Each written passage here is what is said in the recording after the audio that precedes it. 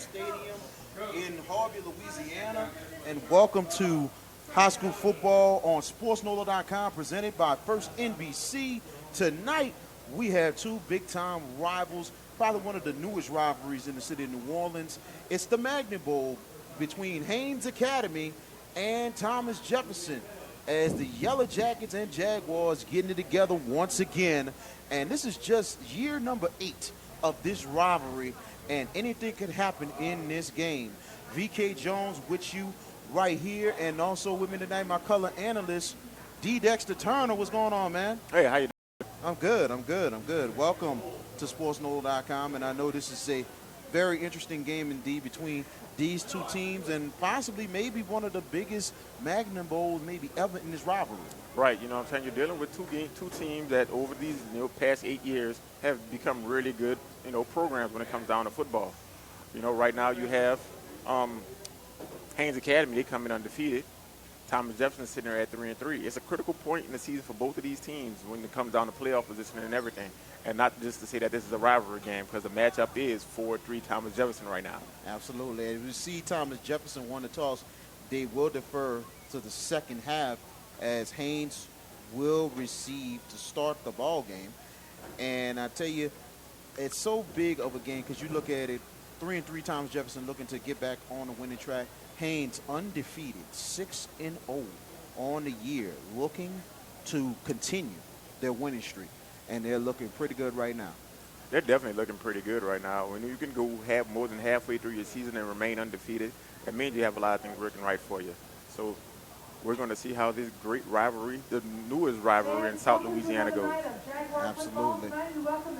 So, we're going to have the national anthem right now, Let's give our attention to the Thomas Jefferson Marching Band for tonight's national anthem.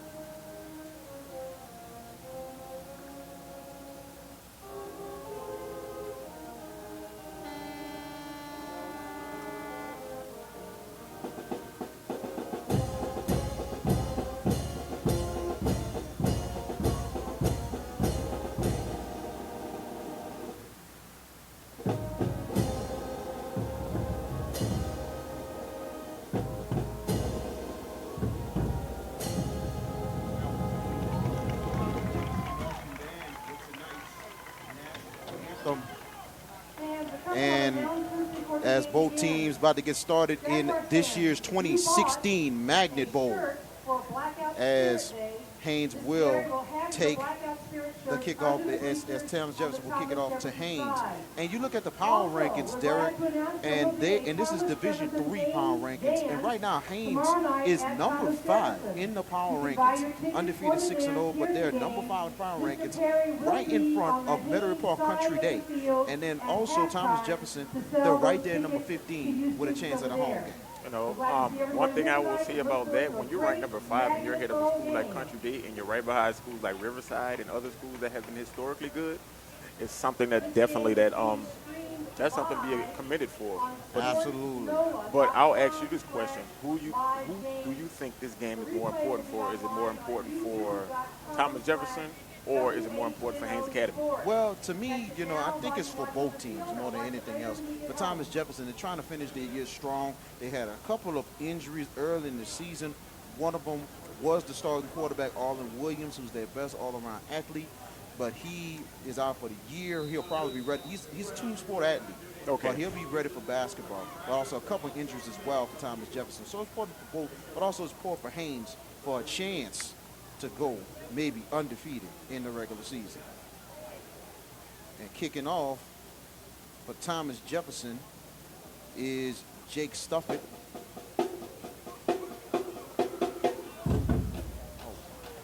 Stoufflet for Thomas Jefferson. He is actually number 5. And here's the kick as we get it started in the Magny Bowl. And it will be returnable. Takes it from the 24. Nice little run right there up the middle. And that's Zane Hibbs with the return for Haynes. As Haynes gets started, we introduce the starting lineups for the Haynes Yellow Jackets.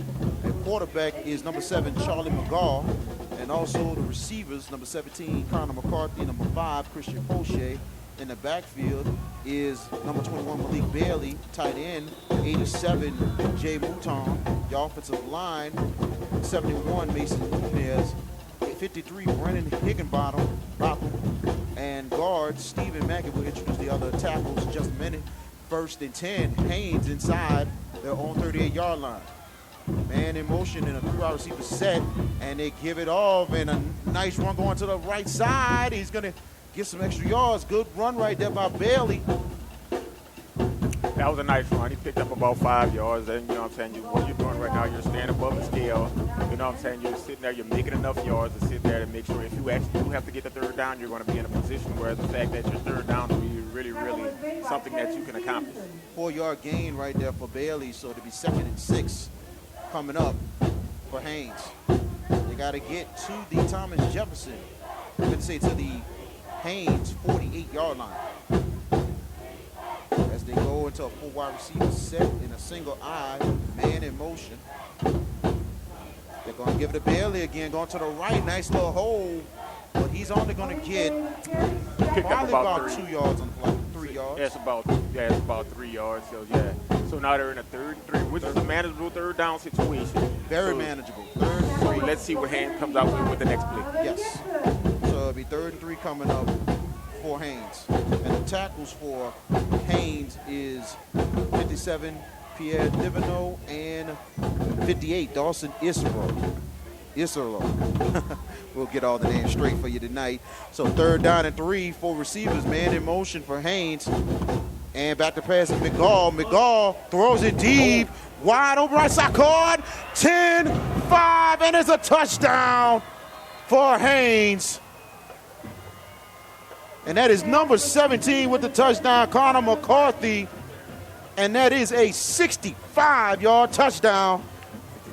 55-yard touchdown for Charlie McCall and to number 17, Connor McCarthy. What a play.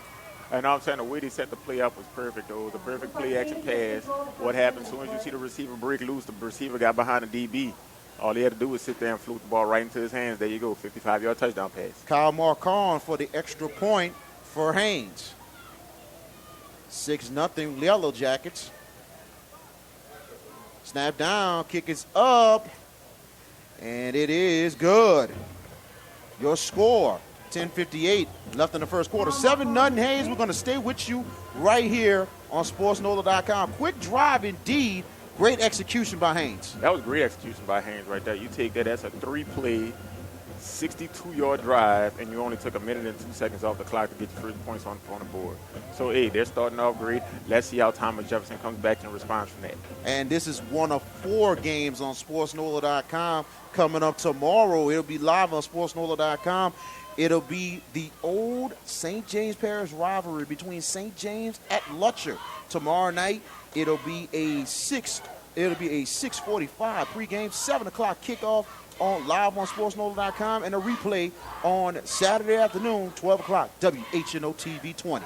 We've been to our share of those games. Those games have always been classics. Absolutely, and it's great for them to be back in the rivalry once again, because at one point last year was the first time they played in 18 years. Right.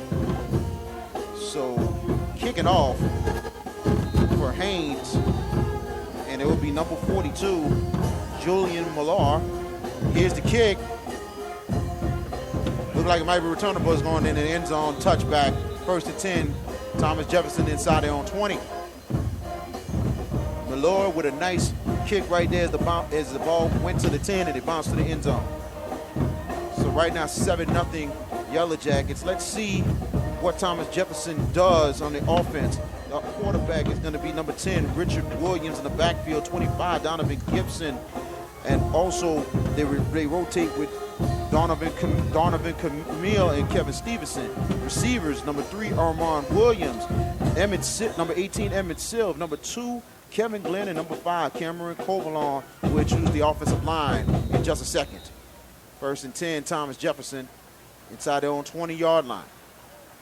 Shotgun pistol formation, 3 receiver sets. And here's the toss. And then going to the left side. Nice lane, goes to the 30 and goes out of bounds inside. That should go out of bounds inside the Thomas Jefferson 29-yard line. You know what I'm saying? I wanted to see where they spotted it at because the way he ran, it almost looked like he got the first down, but they said he ran out of bounds right about a yard short. And I believe that was on 25. I think Gibson who ran that one. Nice run by Gibson.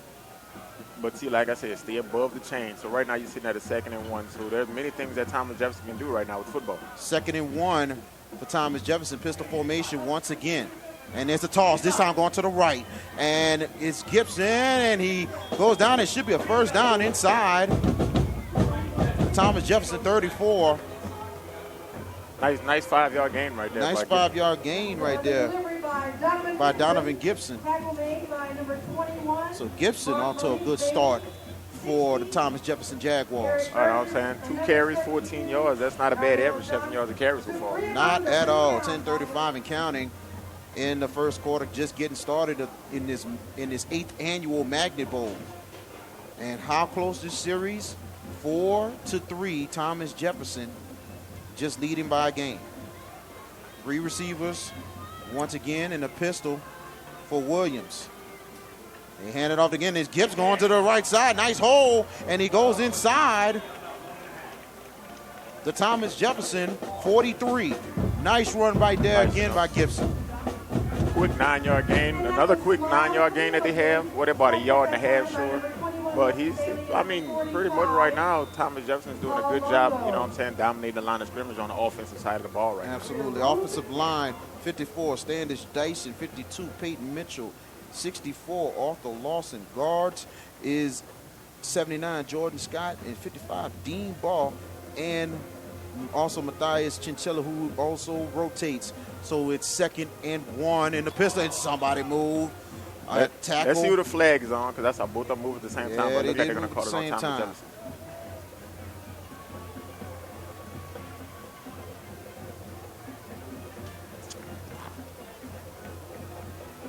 And actually, it was a false start on Thomas Jefferson, 5-yard penalty.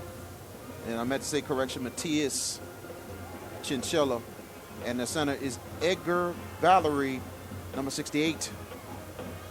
So 5-yard penalty for Thomas Jefferson. You know, looked like it was looking pretty good on the drive, but that's a little mistake there. This kind of starts to push you behind the chains. Penalties, and hopefully, you know what I'm saying, they don't try to press and then cause it, you know, turn over the ball or anything like that. But let's see what just happened on this play. 2nd and 7 for Thomas Jefferson, the 3-yard receiver in the pistol. And it's a fumble on the play. Williams has got to recover. He does, but it's still a loose ball. And Haynes could get it, but Thomas Jefferson fortunate to get the ball right back. As I just stated, you have to sit there and make sure that you stay focused on everything. And as soon as that play happened, nearly was a turnover, but they lost a tremendous amount of yardage on that play. A lot of yards on that play. And now to be a 3rd and long inside Thomas Jefferson 18. You're inside your own 20. You need 3rd and 27. You need 27 yards to pick up on this play. So, like, you put yourself behind the chain, so you're putting yourself in not in the best situations right now. They got to get to the Thomas Jefferson 44-yard line for a first down. 3rd and 27. As the Haynes defense kind of licking their chops a little bit, trying to make a big play here. Let's see if Thomas Jefferson can redeem himself with the loss. 3rd down and 27. Here's the toss. Going to the right side. There's a pass. It's a deep, and it's caught. What a play. What a play right there. What a play call. And it's Donovan Gibson to number 3 for Thomas Jefferson, Armand Williams. And he's a big-time receiver. But it's coming back. Coming back. Illegal shift on Thomas Jefferson. Wow. That was a good play call, but legal shift. That was a great play call. Picked up 52 yards on the play. Wow. But it comes back because of an illegal shift. That negates it right there. Wow, and I tell you, and I don't blame the Thomas Jefferson coaches one bit from being upset, because that was a huge play, and that would have been redemption after the losses. Right. You know what I'm saying? There's not many times you can, convert a 3rd and 27. Right. And they did. And now you have to figure out something else to do it again. Now it's 3rd and 32 with the 5-yard penalty. They are inside their own 13-yard line. I wouldn't be surprised Thomas Jefferson might play it safe and run the ball. 3 receivers set, shotgun formation for Williams. Williams back to pass. He rolls out to the right. He's going to throw it deep once again. And it is Williams who gets it. What a First catch. down for Thomas Jefferson. What? Ermon Williams once again. He kind of made a little error before the catch last time, but this time he fought for it and got the catch. What 1st and 10 for the Jaguars, and they're inside the Haynes 48. That was a great catch. Very good catch by Ermon Williams from Richard Williams. Somebody, a couple of sources was telling me that Richard Williams and Ermon Williams has some kind of a good chemistry. So you might see that connection a lot tonight. You know what I'm saying? Gain of 39 yards on that play. That was a big play. 1st and 10 for Thomas Jefferson. And the 3 wide receivers said they hand it off, and it's Gibson, nothing doing. He maybe might have a yard on the play. Haynes was ready on that one. Haynes defense just introduced their starters. 72, Darnell Johnson. 58, Dawson Isolo. 53, Brennan Higginbottom. 61, Stephen Mackey. 87, Jay Mouton. 60, Eric Burgess. 45, Paul Longo. 4, Zane Hibbs. 17, Connor McCarthy, Julian Millar, and number 5, Christian Poche. 2nd down and 10 for Thomas Jefferson. Pistol formation once again. And here's Williams back to pass, rolls out, wide open on the flat, and it's Gibson 40 to the 45, and he's going to keep going, and he's going to go out of bounds inside the Haynes 25. Nice job by Richard Williams. Absolutely. So we got to look at the Thomas Jefferson jerseys close. They rotate between 3 packs, but they're in the dark black blue jerseys tonight. So we're going to have to look deep in it. Pistol formation on 1st and 10. Hands it off to who had the catch. Nice pickup on that play right there. You get down, now you're almost in the go zone right now. You're down to the 25-yard line. Nice little play there, little rollout pass. Picked up the back open in the flat. Took it upfield. Picked up a really good, about 20. Breaks the tackle, goes inside, goes down, a nice little gain, and this time it is 25. Gibson with the carry, and it is a nice 3-yard gain. Yeah, so it is 2nd down. If he would have broke that last tackle, it probably would have been a touchdown. Yep, absolutely. But credit the offensive line of Thomas Jefferson. They're doing a very good job up front. Right. So now 2nd and 7 for Thomas Jefferson inside the Haynes 22-yard line. They continue in the pistol formation. And look like somebody moved, and his flags are down. That looks like Haynes jumped offside. And his defensive offsides on Haynes. That'd be a 5-yard penalty. And that's a big break right there for Thomas Jefferson. And also, instead of having 2nd and 7, you got 2nd and 2. So there's a couple things you can do right now that gives you different options you can do offensively. 2nd and 2 for Thomas Jefferson inside the Haynes 17. They got to get to the Haynes 15 for a 1st down.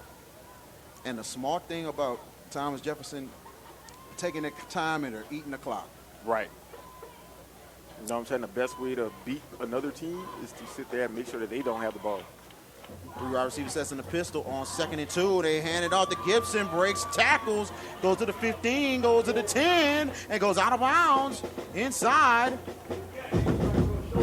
the Haynes 9-yard line. 1st and goal for Thomas Jefferson. Yeah, I saw that. It was a setup play. One of the receivers on that play, even though he picked up the 1st down and all, one of the receivers kind of whiffed on the block. Absolutely. And good job by the running back there. You know what I'm saying? Now it's 1st and goal from the 8. So 1st and goal for Thomas Jefferson. Good first drive of the game for the Jaguars.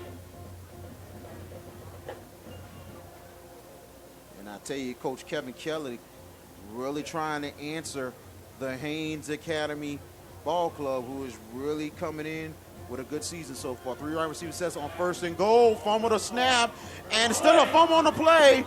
Let's see. Haynes will get the football. Wow. Wow, that was a nice drive they really had. You converted twice. Well, one of them was called back from penalty on a 3rd and 27 and 3rd and 32. You converted again, and then unfortunately get down in the red zone. You're inside the 10-yard line and you fumble the football. Wow. As the center did not have a good snap, and the quarterback kind of threw it off with that one. Yeah, and he actually got the ball. Then he tried to get it to the running back, and the ball came out again. And it definitely was a busted play. So now 1st and 10 for Haynes and Paul Longo's club, looking to try to take advantage of this turnover. 1st and 10, Haynes inside their own 10-yard line. That was over a 6-minute drive, so pretty much you took wow. more than half the quarter on that drive. 6 minutes and nothing. 4:12 left in the first quarter on 1st and 10, and they hand it off good right side, and they're trying to break some tackles, and it is Bailey who has a good 9-yard gain. Actually, he may actually have the first down. It looks like he does have the first down. Yeah, 10-yard gain for Malik Bailey. 1st and 10 nice run for Haynes. Now they're inside the Haynes 20.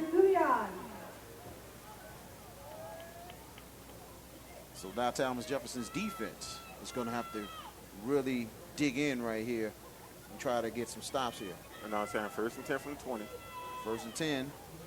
Single back formation. They give it to Bailey once again, going to the left side. Couple blocks. He's going to break a couple tackles, and he's inside the Haynes 31-yard line. Nice run once again, 11 yards. You know what I'm saying? Nice 2 runs now. You know what I'm saying? Let's see. Since Haynes has a lead, are you going to sit there and try to eat up clock, make sure that Thomas Jefferson, because Thomas Jefferson moved the ball pretty well against him. So let's see if Haynes going to sit there and use that same game plan on him and try to just sit there and pound the rock down, run that clock, get the ball down here and pick up some more points.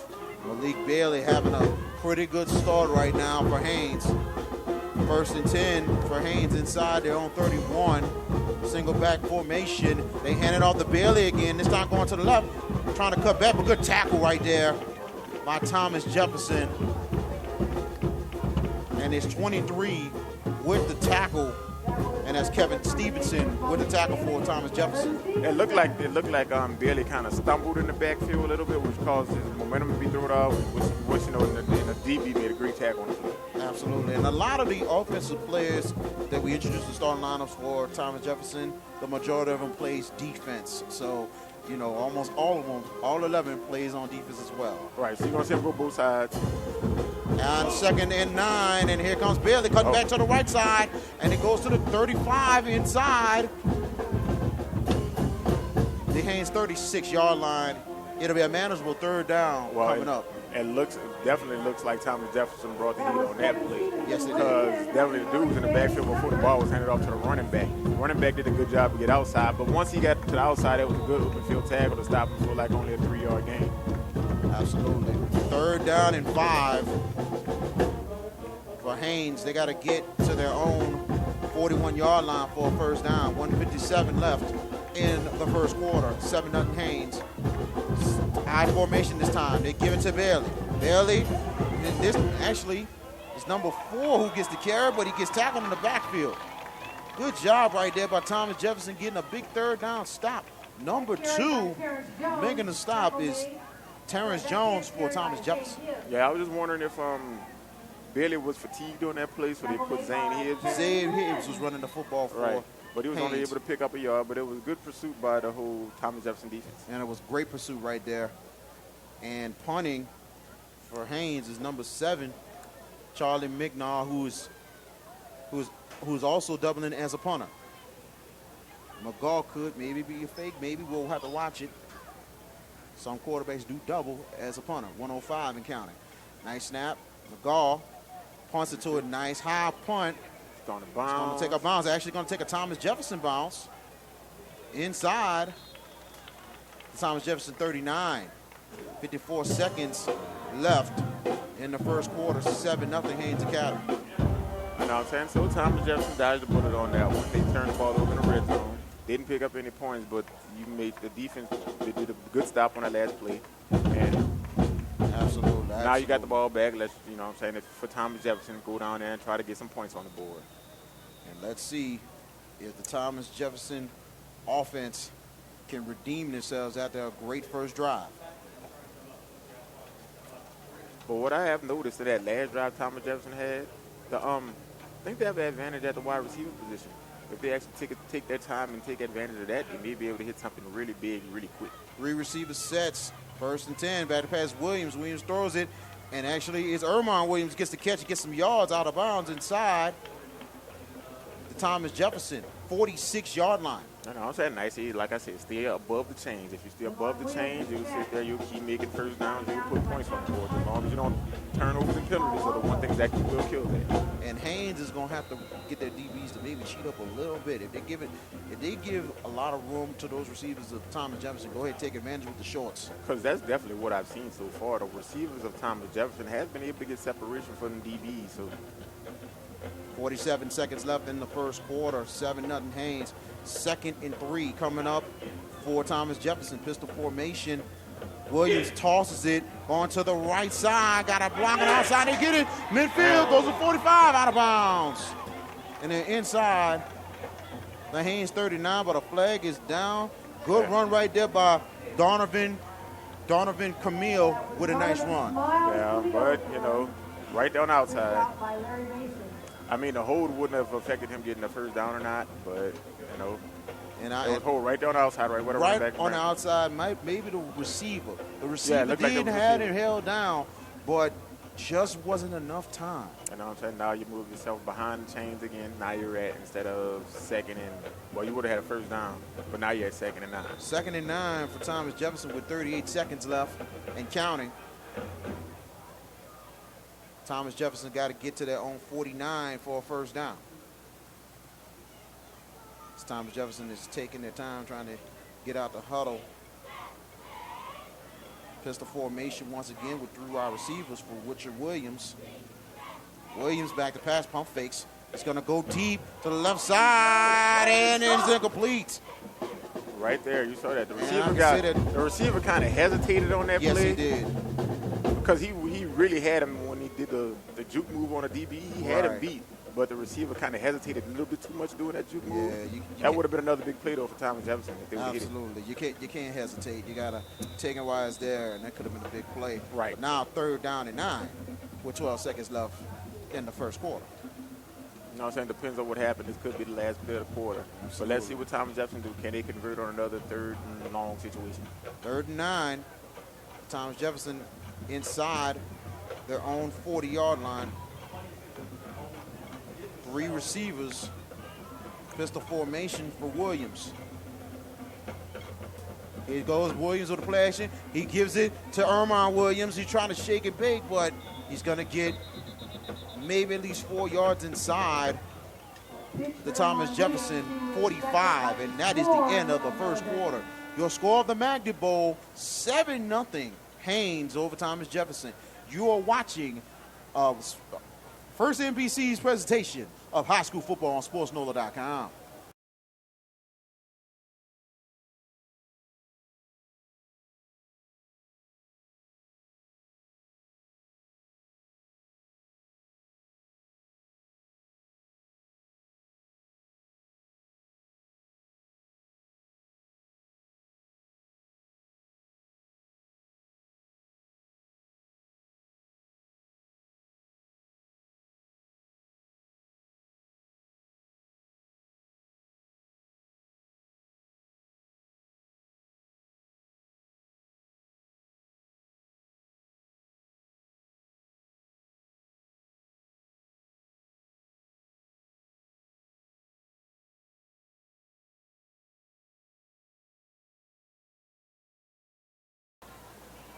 And welcome back. Start of the second quarter of play in the 8th annual Magnet Bowl. 7-0. Haynes up on Thomas Jefferson. This is an interesting 4th down and 4 coming up for the Jaguars, and I'm wondering if they're going to punt the football, go for it here. And I'm saying, look like they have the punting unit out. And it is the punting unit. And it's number 30 who's punting it, Jake Jacob Stufle. Stufle will be punting for Thomas Jefferson. And returning for Haynes is number 5, Christian Poche. And, it's a fake. And there's a catch right there, and it's going to be close. It's going to be close. It's going to be mighty close, and it's inside It's at the Thomas 49. Jefferson, right at the 49-yard line. They're going to have to measure for Credit that. Stufle with the play. He throws the pass, and number 10 with the catch, and that's Richard Williams, the starting quarterback. Did they give him the first? They did. And it's enough for the first down. They gave him the first down. Clever play right there by Coach Kevin Kelly and Thomas Jefferson. Wow. And I thought they would even measure that, but they didn't. But you know what I'm saying? When I saw the people breaking through the line, I'm like, oh. And That's very good play call. That's you know what I'm saying? Gutsy, good call, though. And like I said, anything can happen in this rivalry. Pistol formation on 1st and 10. And this time they hand it off, and it's Gibson going to the right side, and he gets tackled. He's only going to get maybe 2 yards on the play. 72 with a nice tackle, Darnell Johnson. So it'll be 2nd down.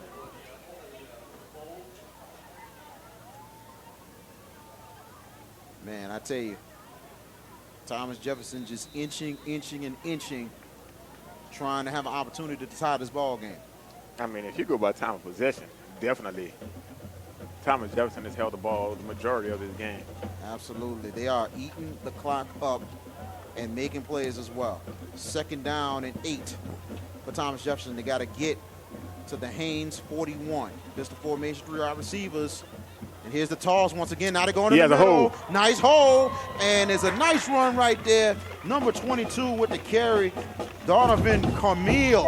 And it's a 1st and 10 for Thomas Jefferson inside the Haynes 40. You got to give the Thomas Jefferson offensive line a lot of credit on that play because he opened up a hole that was really big. That was running back did a good job, picked up 9 yards on the play. Now it's 1st down, the drive continues. Let's just hope that, they don't get in the red zone and do what they did the last time. This time, Camille's in the backfield with Gibson. 1st and 10. The handout this time is Gibson. Gibson going up the gut on the toss. He's going to be inside the Haynes 43. So it's a 3-yard gain, 2nd and 7. And I'm saying he hit the hole pretty hard, but then he hit the linebacker pretty hard too. That stopped him right there for only like a 3-yard gain. But he had some speed going into that hole. Haynes got to get to the, Thomas Jefferson got to get to the Haynes 30-yard line. 9:50 left in the first half. And it is 7-0 Haynes Academy. Pistol formation once again, and 3 wide receivers for Richard Williams. Williams loses the snap as Camille had to recover, but he gets hit in the backfield. Good job by Darnell Johnson once again being aware and making the play. That's the 3rd time I've seen so far in this game that they've had problems with the snap. It's either the quarterback not getting the snap correctly or the center quarterback exchange. That's causing a problem. This is the 3rd time I've seen it. They were able to bounce back the 1st time off of it. The 2nd time they turned the ball over. This time it puts them in another 3rd and long situation. And the thing about it, that they had that problem deep in territory on their first drive. Right. Wow. Which cost you points. So now 3rd down and 18 for Thomas Jefferson. They're inside the Haynes 48. They got to get to the Haynes 30 for a 1st down. 2 seconds left on the play clock and timeout. Thomas Jefferson. Their 1st timeout, 2 timeouts left for Thomas Jefferson. We're going to stay right here. Coming up on Saturday on SportsNola.com. This is one of 4 games this weekend. Coming up on Saturday, we have a Caddy League battle. For the Caddy League lead, we got John Curtis, St. Augustine, kickoff, 2:30, SportsNola.com. And if you missed the game on SportsNola.com, you can catch it live on WHNO TV, channel 20, Saturday, 6 p.m. John Curtis and St. Augustine coming up this Saturday. That's going to be a war. That's going to be an absolute war. John Curtis very impressive this year, undefeated on the season with some very big time wins, and they're tied with the lead in the Caddy League. St. Augustine, they are on a roll. They have won 3 straight games. They're tied for the Caddy League lead, and they're looking to get over 500. Always. That whenever you play Curtis, you know you have to step up your level of competition when it gets down to that. And you have to play 4 quarters of football Right. against John Curtis. 3rd and 18. Pistol formation, 3 wide receiver sets for Richard Williams. Back to pass. Williams, pump fakes. Going high and complete. Nearly picked off over there by the DB. He's pretty upset that he didn't pick that one off. He kind of let that one go a little bit too quickly before the receiver got into the place where he wanted to be at. But I can understand. I thought on the play, hit him while he's open. I would have picked up at least 9 yards, and if the receiver would have made a move, they probably would have had a first down. A little bit too much air right there for Williams. Right. And then another thing with that, though, you kind of looked at it like it could have gotten to a 4-down situation if he catch the ball right around the 38, 37-yard line. It would have made it like 4th and 7, which he may would have gone for it. Good snap to Stoufflé. Stoufflé punts it. Might have been partially blocked. It's going to take. Did they touch it? Did they touch it? He might have touched it, and here is number 5 who takes it. He goes down inside the Haynes 17-yard line. That is Poche who returned it for the Yellow Jackets. Might have touched the Haynes player. The way it looked like it bounced, and the way that the returner went there and hurried up and picked up the ball, I think it actually touched him. Yeah, it took a nice Thomas Jefferson bounce. But, you know, one or two things. It might have touched the Haynes player, but not just that. They might have been telling Poche, go ahead and try to take it because they had a little bit of a lane in the left side. Right. You know what I'm saying? Let's see if Haynes actually tries to take a shot right here down the field because, I mean, they've run the ball pretty well. Single back formation on 1st and 10. They give it to Bailey this time, going to the right side, and he gets tackled in the backfield. Good job right there by the Jaguars defense. That was great pursuit by the defense. Absolutely. And that is, and I believe that was 75 who led the tackle. And number 79, Jordan Scott. Making number 79, Jordan Scott with the tackle. 2nd down and 10.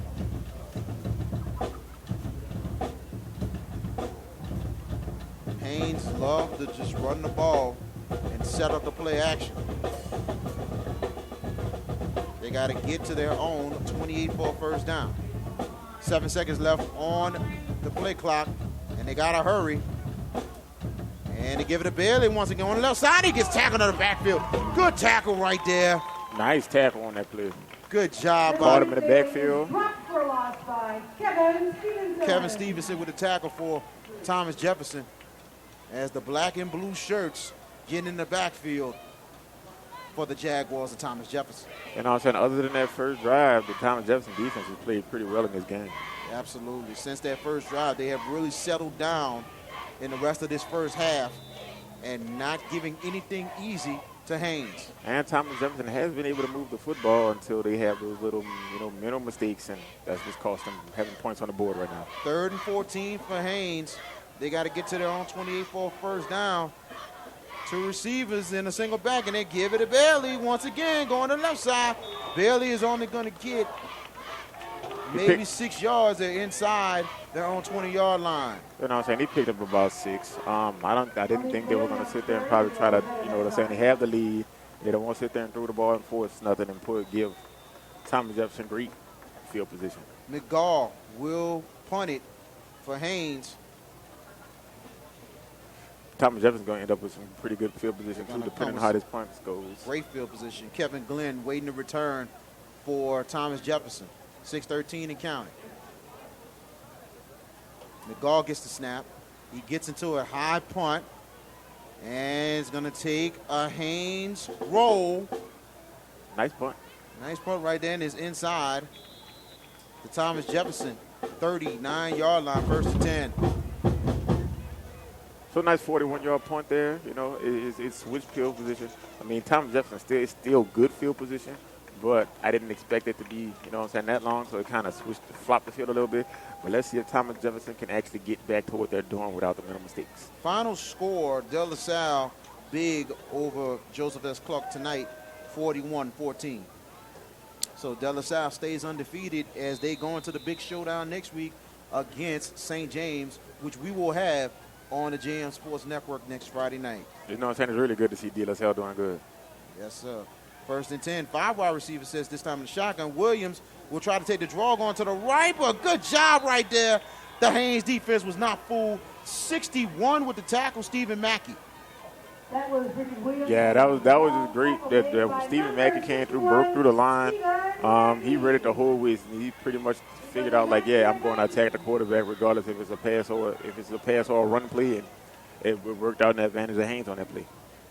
2nd and 16 now for Thomas Jefferson. Now they're inside their own 34-yard line. They got to get to their own 49 for a first down.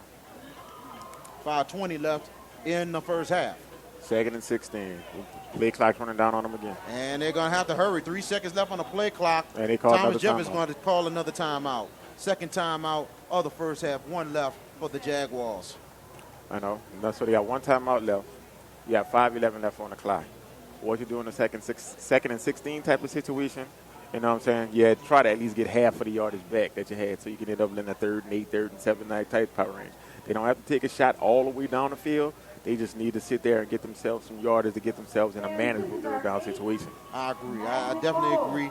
They're going to have to really make smart plays. They're going to have to really block hard. But not just that, they're going to have to make plays. But it looks like now Haynes' defense is starting to dig in on the Thomas Jefferson offensive line. Right, yeah, they're starting to dig in. They're starting to read what their plays are doing, you know, and that just comes from actually paying attention to what goes on with the game. And we should have a lot of games tonight on this Thursday till have an early 6:30 start because of Jefferson Parish rules that either game is at Hall Smithers or Joe Yenny play Thursday night. They have to start at 6:30. Right. So, and I'm saying because tomorrow's still a school day, so you got to sit there and try to get these kids, you know, back home at a reasonable hour. absolutely.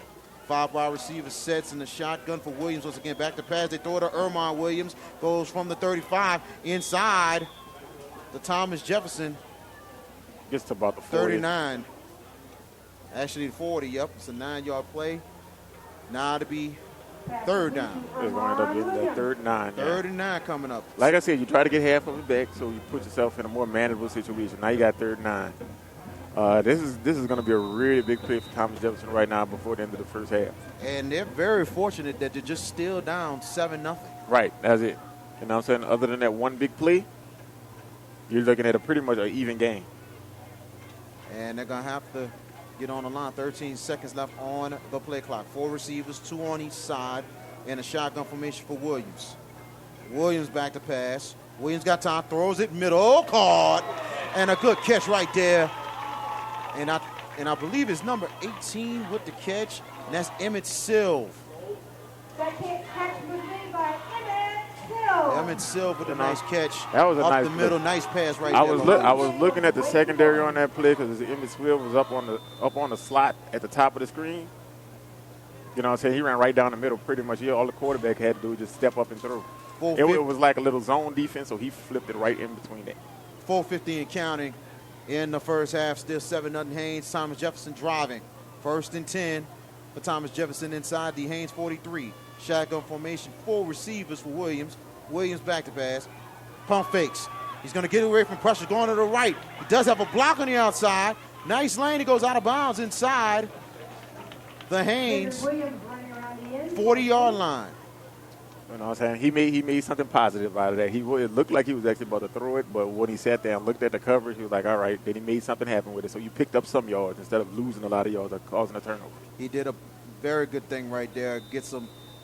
Make a small play, get some yards, avoid the rush, and get out of bounds to stop the clock. Now 2nd and 7 for the Jaguars. They got to get to the Haynes 33-yard line for a first down. Shotgun formation once again and 4 receivers. Williams waiting on the snap.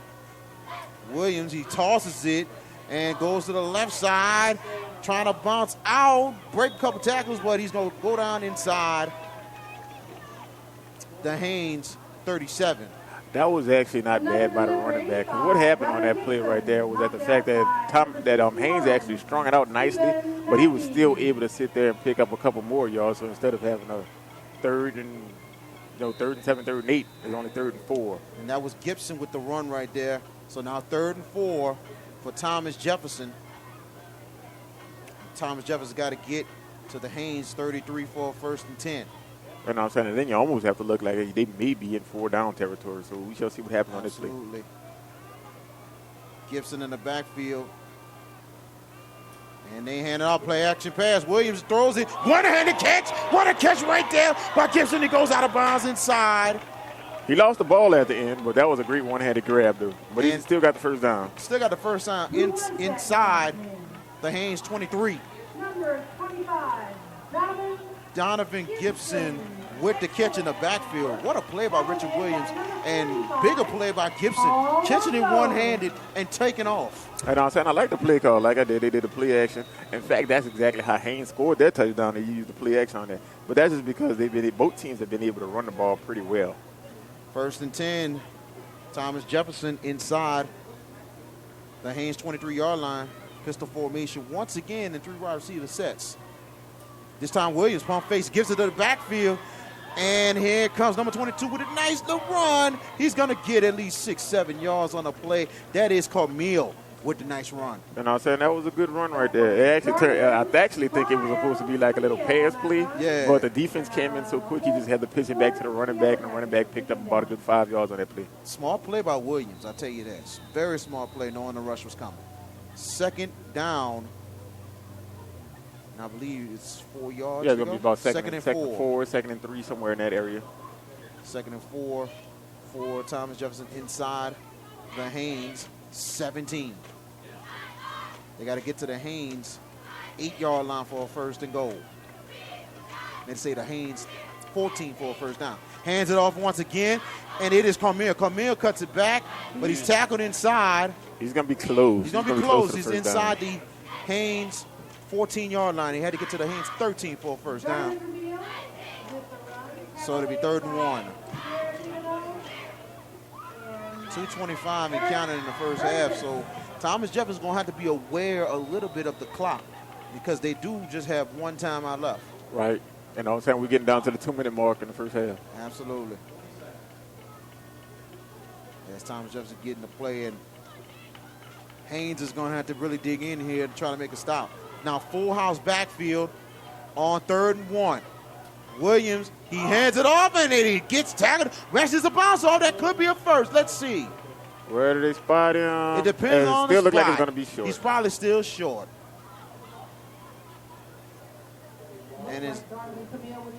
And Camille had the ball, and he was close, but still 4th and 1 coming up. 1:39 and counting. Thomas Jefferson will go for it here. I know what I'm saying. The situation is let's make sure they hurry up and get a good play call in. Absolutely. I'll try to get Haynes off sides. You know what I'm saying? This type of situation, would you try a bootleg or you're going to try to ram it right down there? Haynes on 4th and 1, Thomas Jefferson. And here's a play. Good bootleg. It is caught. And it's Williams who fumbles the ball. And Haynes gets the recovery. Wow. What a play call by Thomas Jefferson. Williams. But Ermine Williams fumbles the football. 2 times. Wow. 2 times in the red zone. 2 times in the red zone and 2 turnovers. 2 turnovers. And I tell you, that really, really hurts. And especially, the senior wide receiver Williams, and very uncharacteristic. And knowing he's the top receiver. He can catch the football. He can do anything. And the play call was exactly like, you catch him on a bootleg, get him out there. I don't know if Awesome the receiver is trying to do too much, but you got to give the Haynes defensive player credit too, knocking the ball out, making sure that there's no points being scored. Absolutely. 1:15 left in the first half. 1st and 10 Haynes inside their own 9. Man in motion in a single set. Back to pass and McGaw. McGaw is going to go deep and caught. Nice catch right there, and he goes down inside the Thomas Jefferson 46-yard line. Christian Poche with the catch for Haynes. That I didn't expect. I was like, with a minute to go in the first half, I didn't think Haynes was going to take a shot down the field, but they did. Picked up a good 45-yard gain.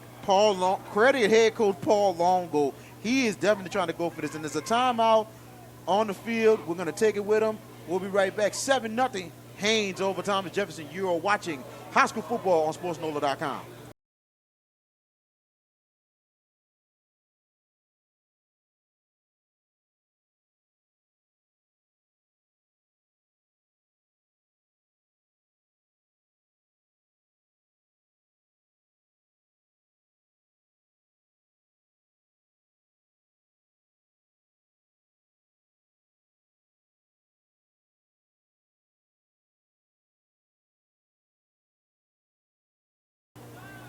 And welcome back to Hall-Smith Stadium, 7-0 Haynes.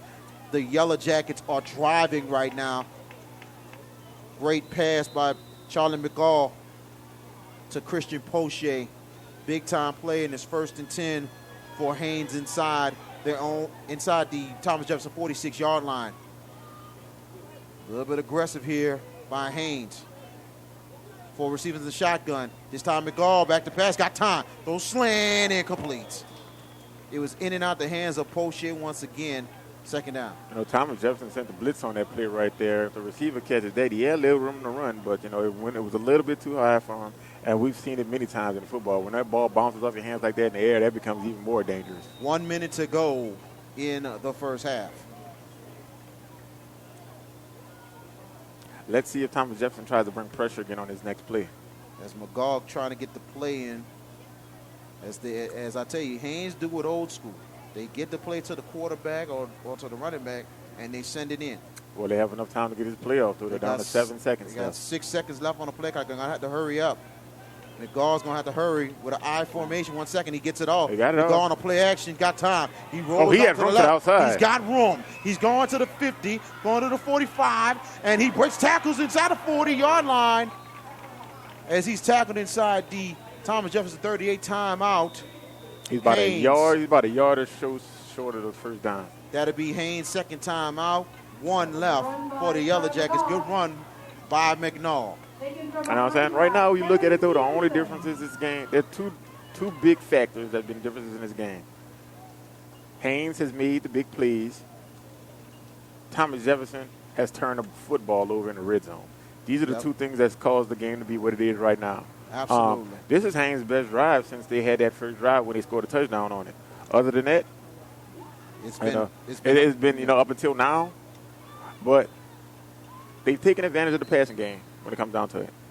Absolutely, they're taking advantage of it, and I tell you, this is one of those gut-ridden drives right here for Haynes, trying to go up with a field goal or a touchdown at the half.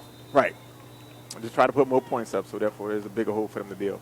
48 seconds left in the first half. 3rd and 2 for Haynes. They got to get to the Thomas Jefferson 36 for a first down. 2 receivers in a single back set. Back to pass McGaw, and he goes and is incomplete. It was intended for Bailey. And I tell you, it was a little bit off of McGaw to Bailey right there. And Bailey did have a wide open field. Yeah, that looks similar to the same play that Thomas Jefferson made earlier where the running back made a great one-handed catch.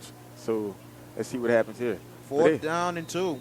44 seconds left. You're at the 38-yard line. Well,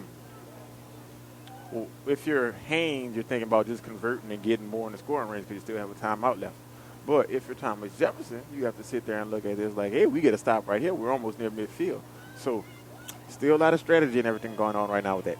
4th down and 2 for Haynes. They got to get to the Thomas Jefferson 36. Single back formation. McGaw, he gives it to Bailey. Bailey, he has a lane. 45 to the 30, inside. Right around the 25-yard line. Yep, the Thomas Jefferson 25, 1st and 10 for Haynes.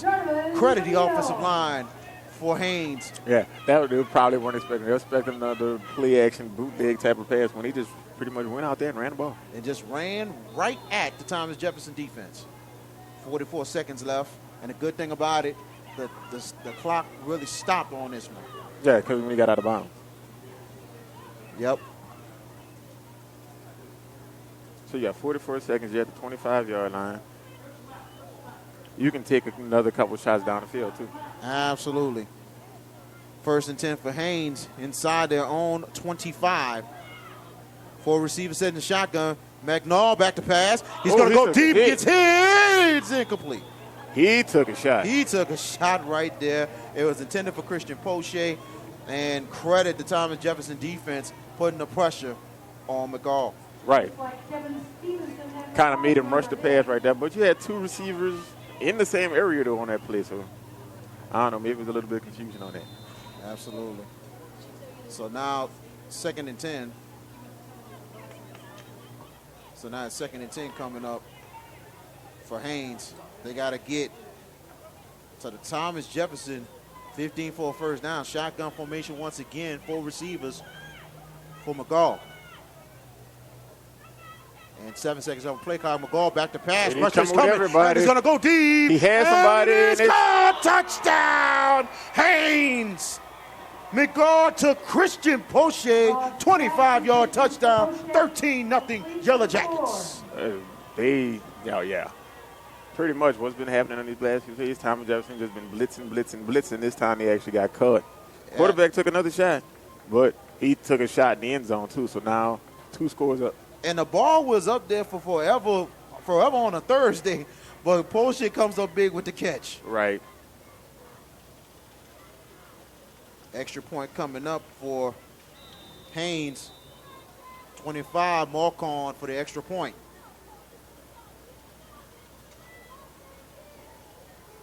They were offside. And flags are down. Looks like Thomas Jefferson crossed a little bit. Let's see if we get the call.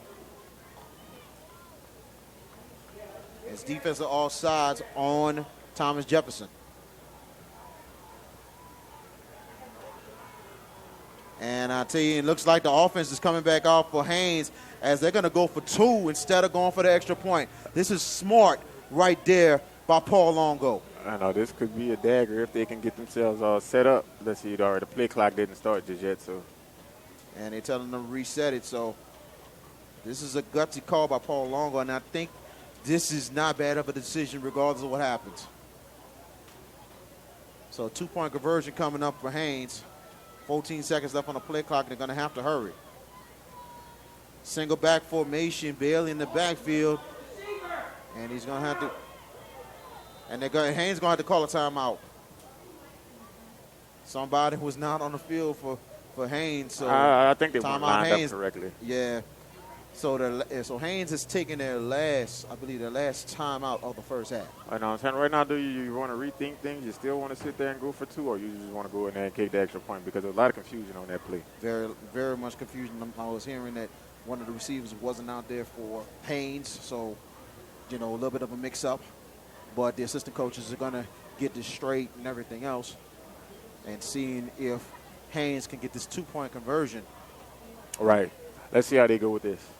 Because if you go up 15-0, that means the other team has to score. Right. Get the extra point. And then later on, if they have to score again, they'd have to get 2. So. And this is a Thursday night tilt, ladies and gentlemen, on SportsNola.com. Go to SportsNola.com to watch all the past live games. Go to YouTube.com/WHNO Sports if you want to catch the past great games we had this year on SportsNola.com. Now Haynes come back on the field to attempt a 2-point conversion. 2 receivers, strong I formation this time. And they had as a play action pass. McGall in zone card. 2-point conversion is good. 42 with the catch, Julian Millar. And now it's 15-0 Haynes. 31 seconds left in the first half.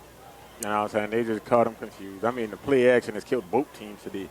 But it's just that Haynes has been able to take advantage of those situations right now. So they're up 15-0.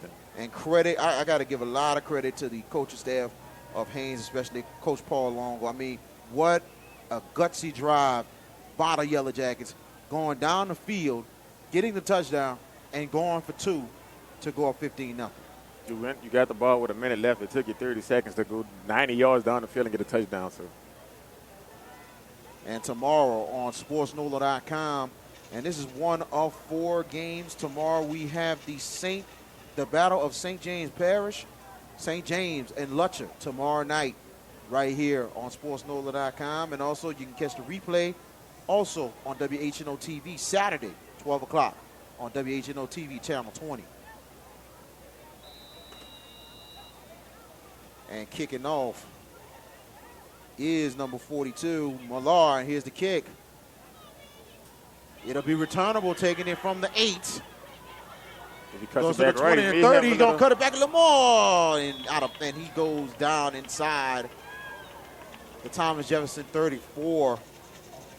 And that was a nice return right there by number 2, Kevin Glenn. So 1st and 10 for Thomas Jefferson. And looking at the field position, I wouldn't be surprised they're probably going to take it to the half. You know what I'm saying? You never know. They may take a shot down the field. Because their receivers have actually been able to outwork the Haynes secondary. So what else you have to lose? You can take a chance because you know you get the ball back to start the second half. And then Thomas Jefferson does have a timeout. Let's see. Yeah, they still have one timeout left, too. 4 receiver sets in the shotgun, 1st and 10. Here's Williams rolling out to the right. Back to pace, throws it. Caught. Oh! Man. I tell you, number 4 lays the hit. Zane Hibbs.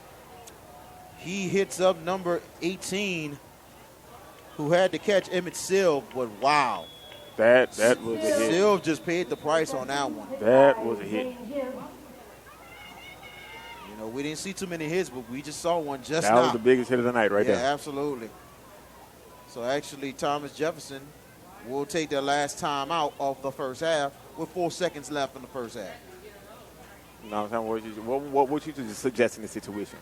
Would Well, you sit there, take a knee, you know what I'm saying, to try to run the ball, see what happens with that, or try, you know what I'm saying, a Hail Mary hook and lateral type of situation? Yeah, I think a Hail Mary hook and ladder, if you're going to call a timeout at this time, with, you know, it's not like they're deep in territory, but it's like, you know, why not? We're down 2 scores. Let's try to get a score on the board. I think a Hail Mary hook and ladder would not be a surprise right here. All right, yeah, that works. That definitely works for me. As we will have halftime. We'll look like we're going to have some halftime entertainment. The Haynes marching band is a pretty big band at that. They're going to definitely perform at halftime. And here's Thomas Jefferson going back to the field. And also Saturday on WHNO, we do have college football. At 2:30, we have Louisiana Tech at UMass. Coming up Saturday on WHNO TV, Channel 20. And 2nd down and 4, back to pass Williams. Williams is going to go deep. And let's see, we're going to know it's picked off. It's Poche with the interception. And he's going to take a knee down there. And there goes a flag. And there's a late flag. There's a late flag. And there could be a personal foul on number 42, Millar. And that was actually after the play. It's probably going to be after the play. So that will they penalize that on the kickoff starting in the second half? Probably so. Probably so. If it was during the play, it would be an untimed down, but this was after the play. So pretty much they could take the penalty on the kickoff. As both officials, including the head referees, going to Coach Kevin Kelly to see what he's going to do with that penalty. That hit happened, and I don't think, you know, he was probably in the heat of the moment, but at the same time, I don't think that was too smart right there by Millar to try to take a little shot right there, but, you know, things happen. They still got players on the field right now. They still got players on the field, and as Kelly talking to the head referee, and this could be maybe the end of the first half, and the officials We would now like to welcome to the field the Haynes Yellow Jockey Band. And Haynes still on the field, but I think, yep, this is the end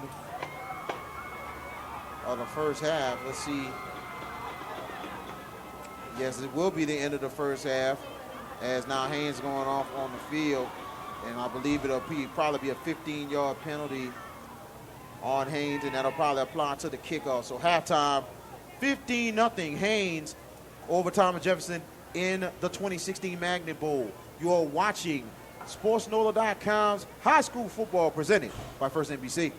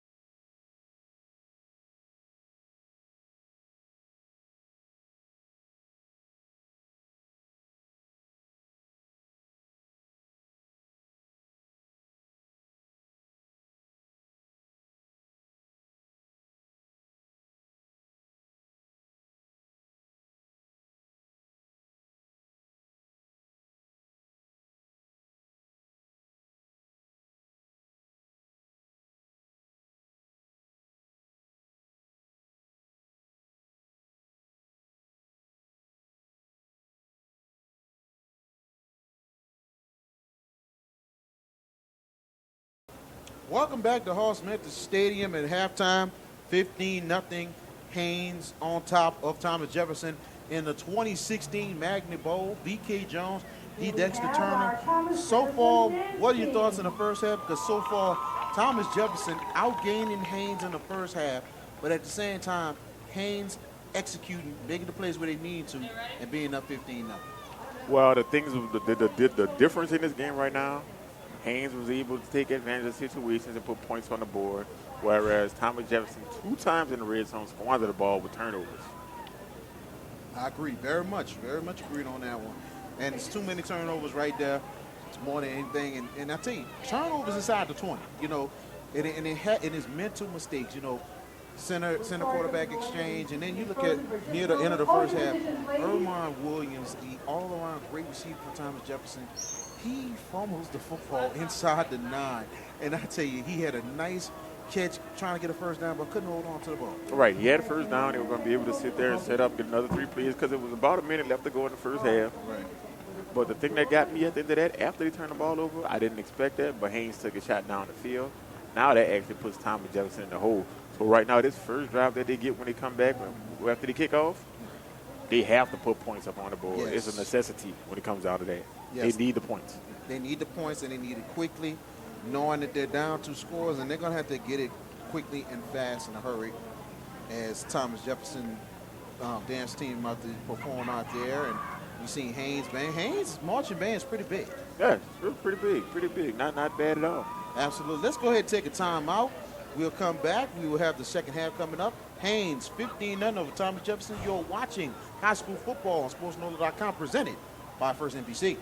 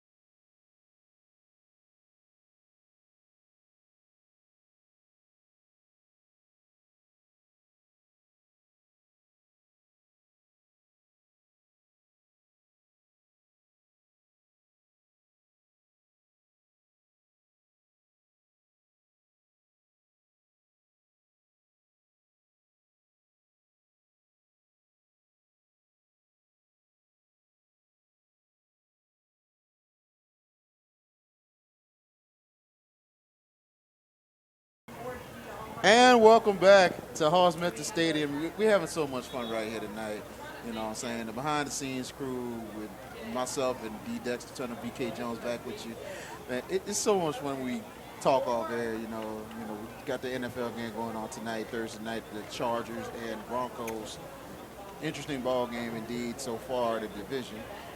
But we're getting back to this ball game right here, the 2016 version of the Magnet Bowl. This is only the 8th time both of these teams are meeting. And a lot going on the line tonight. Haynes undefeated, 6-0 on the season. Thomas Jefferson 3-3. And in the power rankings in Division 3, Haynes is the number 5 team in the power rankings. And Thomas Jefferson is number 15. So this is a huge game, not just for the district, but also bragging rights for the best magnet school. They usually have a trophy presentation at the end of the game. Here's the kickoff for Haynes as they start the second half. And our ball is live, and here comes Thomas Jefferson, goes to midfield. And he fumbled. And he fumbled the football. Number 2, Glenn had the ball, but he lost it. Glenn for a second hesitated, but he picked it up. Decent return, but he lost the football. Let's see if the Jaguars recovered it or not.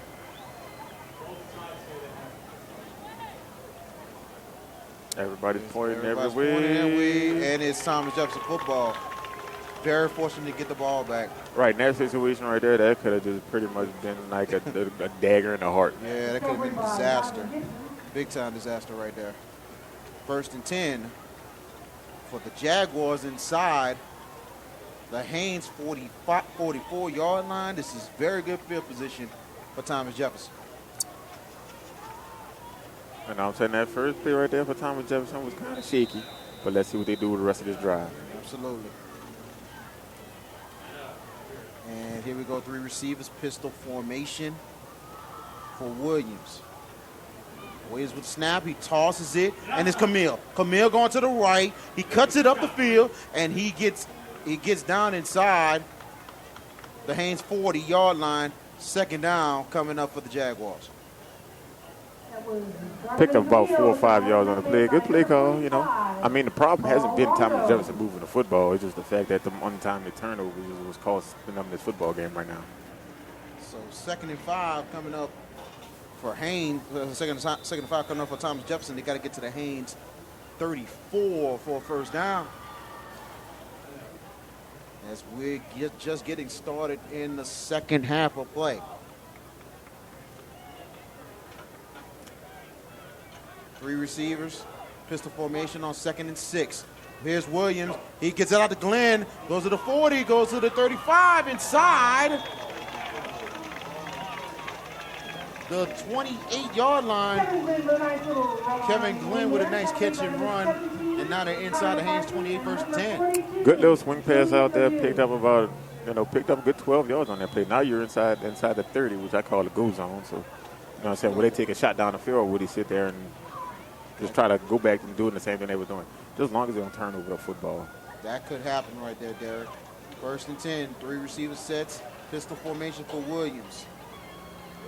Williams hands it off, play action, goes and gets it out there. Nice catch, and he's Gibson, and he hangs on to it. Did he fumble the football? It looked like he might have been down, but his fumble and Haynes recovers it. Wow, that was pretty close right there. I'm wondering if he fell on his back or he was on top of a player. One of the two things, but ball goes over to Haynes on that one.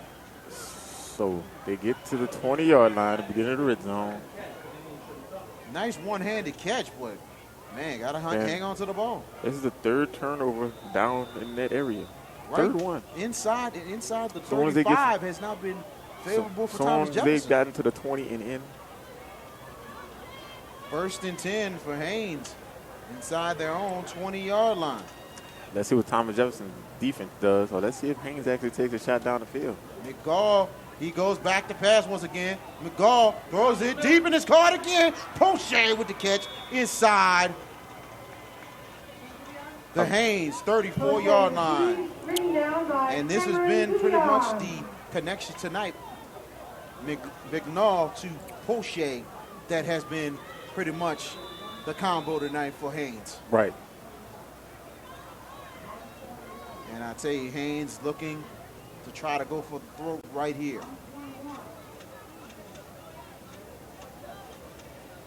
Thomas Jefferson's defense going to need to make a big play. Yeah, they're going to have to make a big play right here. Still down 2 scores on the board. And that's 3 great drives, 3 turnovers. 3 wide receiver sets, and they hand it off. And it's Bailey who gets hit in the backfield. Ooh. Good job by the defense of Thomas Jefferson. And 54, Standish Jason making a play for Thomas Jefferson. And I'm saying they broke through the line. There was 3 or 4 Thomas Jefferson defenders that broke through, stopped them back there for a loss.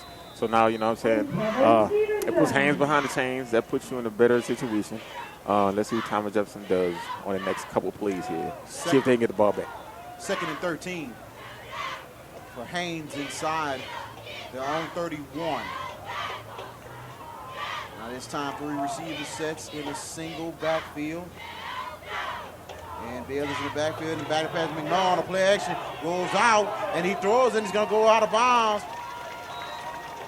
And it won't be a flag. Receiver was in the area, and it was intended for number 87, Jay Mouton. So 3rd down. Really good pressure once again by the Thomas Jefferson front line. Very good defense right there. So now 3rd and 13 for Haynes. They got to get to their own 44 for a first down.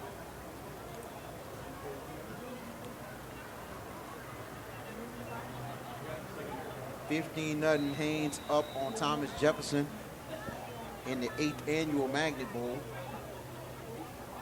Like I said, it's almost the equivalent to an Army-Navy game with both of these great schools.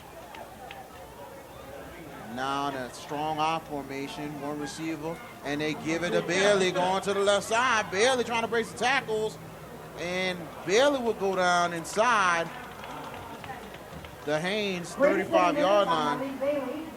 Well, good job by Thomas Jefferson, just slowing him down enough for a down. You know what I'm saying? And that situation, I think Haynes was just like, all right, we're going to sit there, try to run the ball. We're going to run some more clock, and then kick the ball back off. We're not going to sit there and take any extra chances. And Glenn setting up to return for Thomas Jefferson. McGaw setting to punt for Haynes. 8:25 and counting in the 3rd quarter. And 10 seconds now, a nice snap. McGaw punts it, and it's going to take a Haynes roll. Actually, it's going to take Thomas Jefferson roll inside. Thomas Jefferson 32-yard line, 1st and 10 Jaguars. And I'm saying what Jaguars need to do is sit there and actually finish off a drive. Yes, they got to Coach Kelly is going to have to really put into their minds, let's finish. They've been having some great drives throughout the game, but they just got to finish them off. Because one thing I've seen, Haynes cannot stop Thomas Jefferson. Who stopped Thomas Jefferson? Thomas Jefferson. 3 turnovers in the red zone. 1st and 10 for the Jaguars inside their own 32.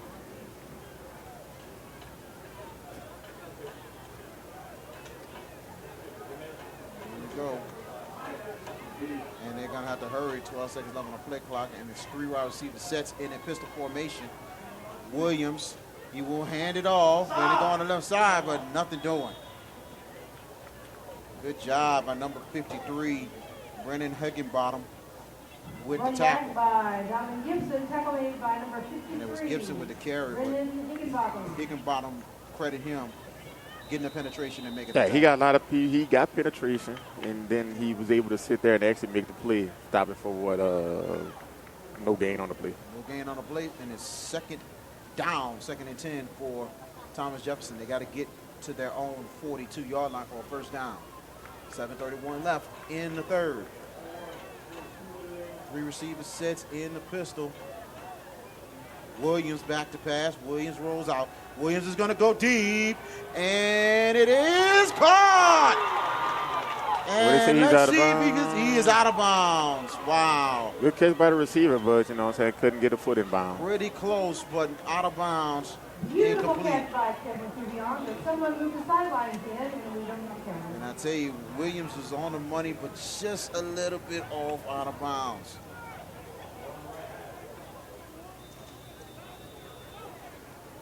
Big 3rd down and 9 coming up Big right now. 3rd down coming up for Thomas Jefferson.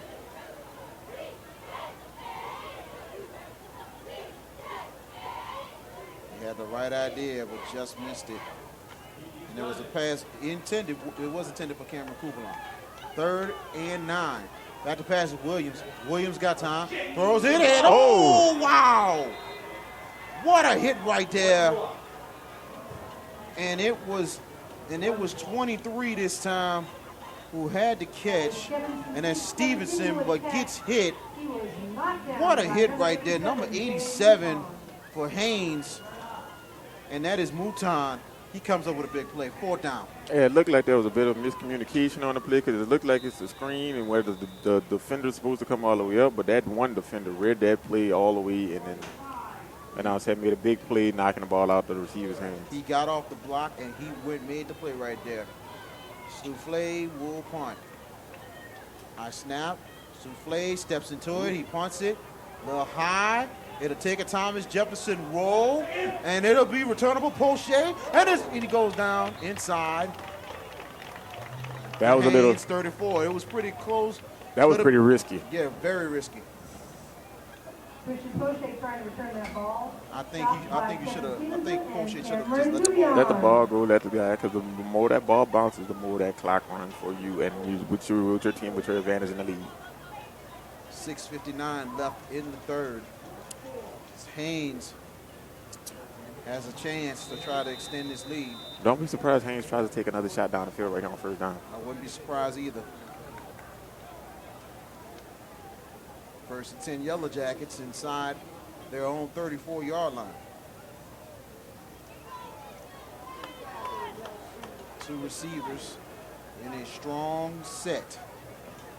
Gives it to Bailey, going to the right. Bailey gets tackled in the backfield. Good job right there by the Thomas Jefferson defense.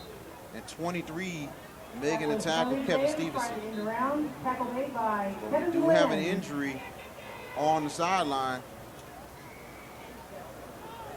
And I'm wondering who it is for Thomas Jefferson. If we can get the number, but he's definitely going on the sideline. It might be looks like a cramp more than anything else. I think they threw a flag on the play too. They called a personal foul. Wow, personal foul on Thomas Jefferson. 15-yard penalty. And that was probably after the play was over. No, I'm saying an injury on the sideline. It looks like cramps, but looks like it is cramps. We're trying to get the number. We'll get that to you in 1 second. 1st and 10, Haynes inside the Thomas Jefferson 49. I formation. This time Bailey goes up the middle, goes to past midfield, goes inside. Looked like he picked up the 1st down on that play. Yes, he did. Inside the Thomas Jefferson 39. 1st and 10, Haynes. It's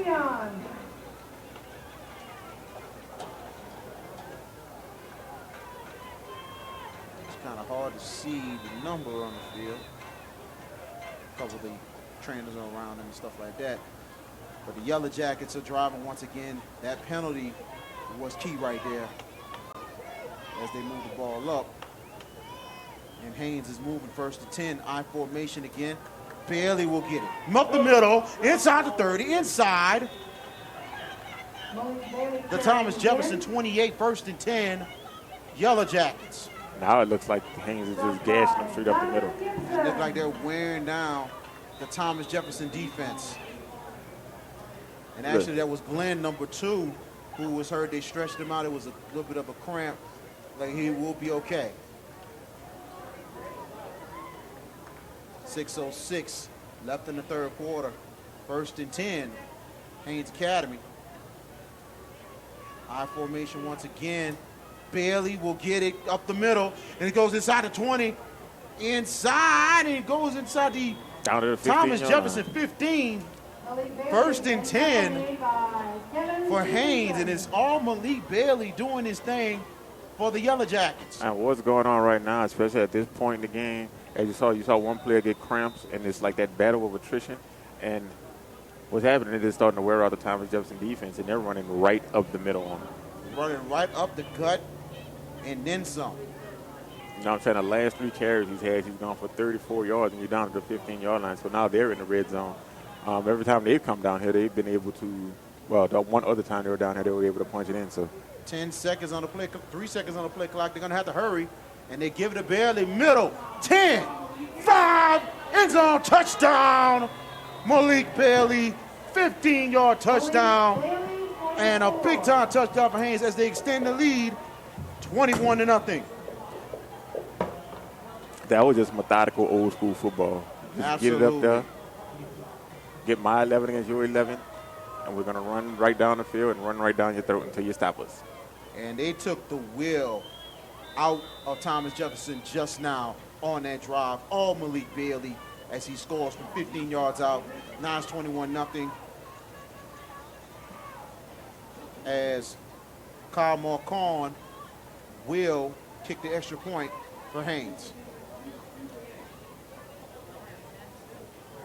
9 seconds left on the play clock. Snap down, kicks up for Marcon, and he got it.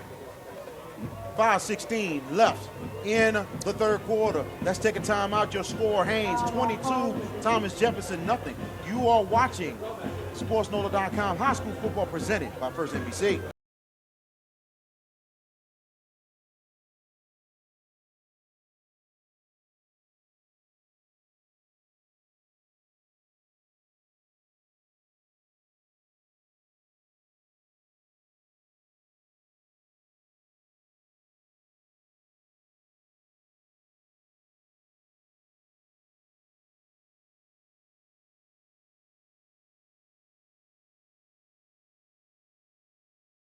And welcome back to Hall-Smith Stadium.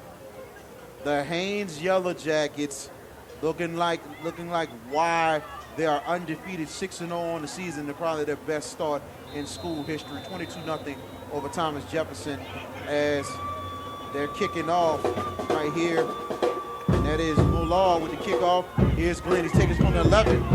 Goes inside the 20, inside the 30, inside the 35, inside the 40, inside the 45, inside the field. And he's going to keep going. He's going to go down inside the Haynes 45-yard line. What a return by Kevin Glenn. Good job, and Glenn mostly did it all on the return. Right. That was a great return right there. They're going to have to try to get some momentum going in the right direction after that drive that Haynes has pulled off. Now Thomas Jefferson, this is a chance for them. Hopefully they can finish the drive, but they got to be mentally sound and make the plays. Right. 1st and 10, Jaguars inside the Haynes 45. 5:03 left in third. They go this time in a pistol formation, shotgun formation. 3 wide receivers sets. They're going to have to hurry with 8 seconds on the play clock. One player running on the field lead. Now making 4 wide receivers set in the shotgun formation. Back to passes. Williams setting the screen. Gets it to Williams. That's Ermon Williams. Goes out of bounds inside the Haynes 41. So it's 2nd down and 6 coming up for Thomas Jefferson.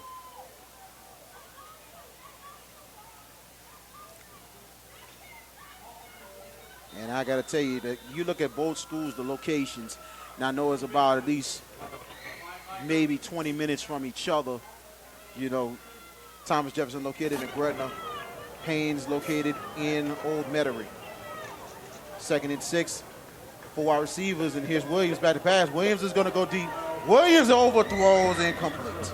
I wasn't sure which receiver he was throwing to. There were two, one in the area. One looked like he was running a little button hook route in the slot, and the flanker on the outside was running a straight go route.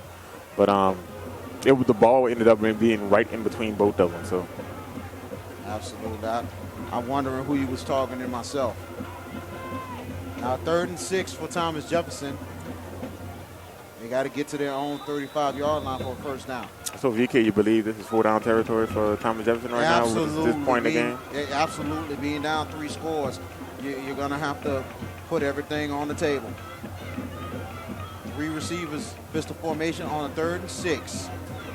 Williams, he hands it off to Stevenson. He got a hold. He gets a hold, but he's really close. He's close to a first down. He may be like a half a yard short. Camille with the carry. 22 Camille with the carry right there. And they're close. They're inside the Haynes 36. So there'll be a 4th and inches coming up for Thomas Jefferson.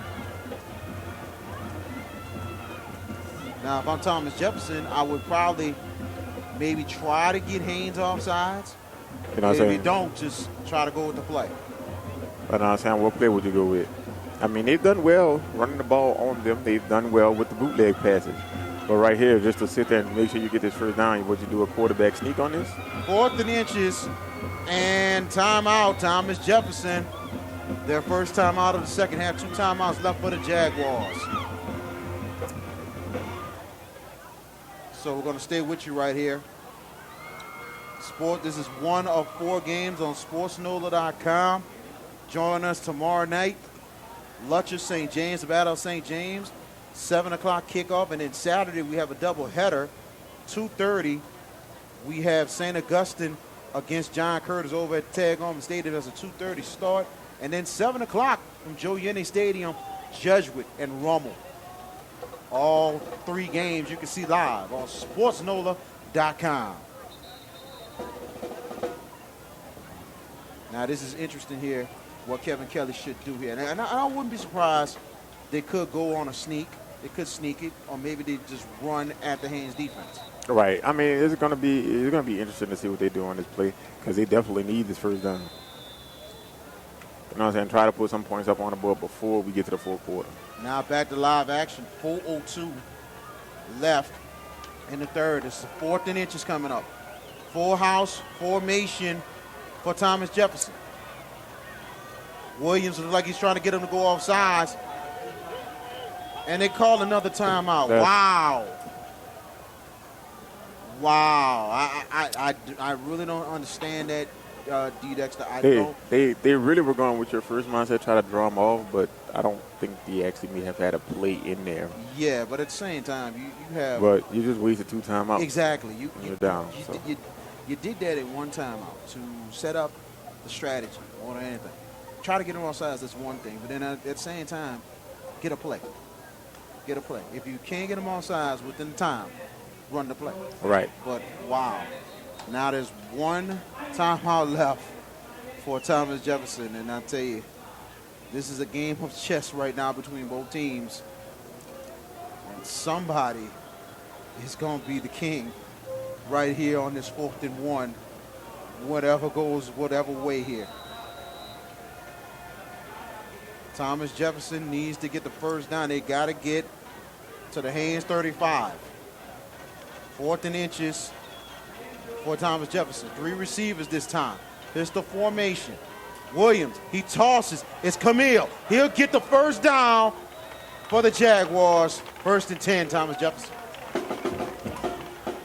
After all that, they decided to spread it out, which was smart.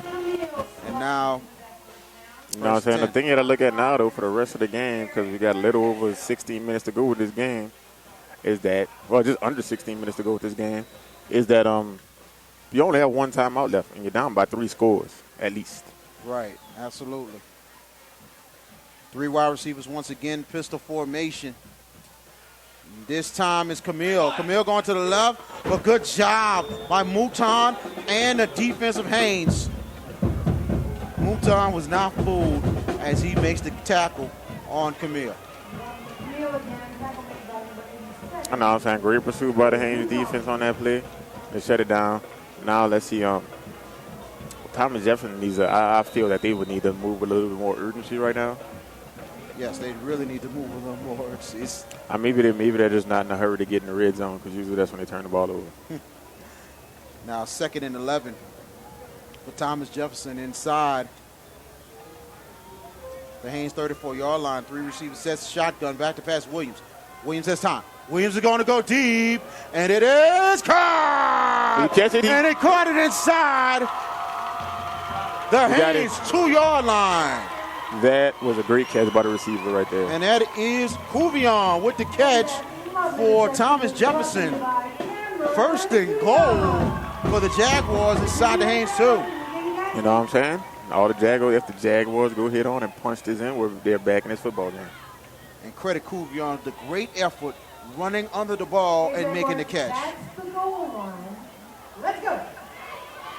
First and goal. For Thomas Jefferson inside the Haynes 2. 4 chances to get the pay dirt. Full house backfield for Williams.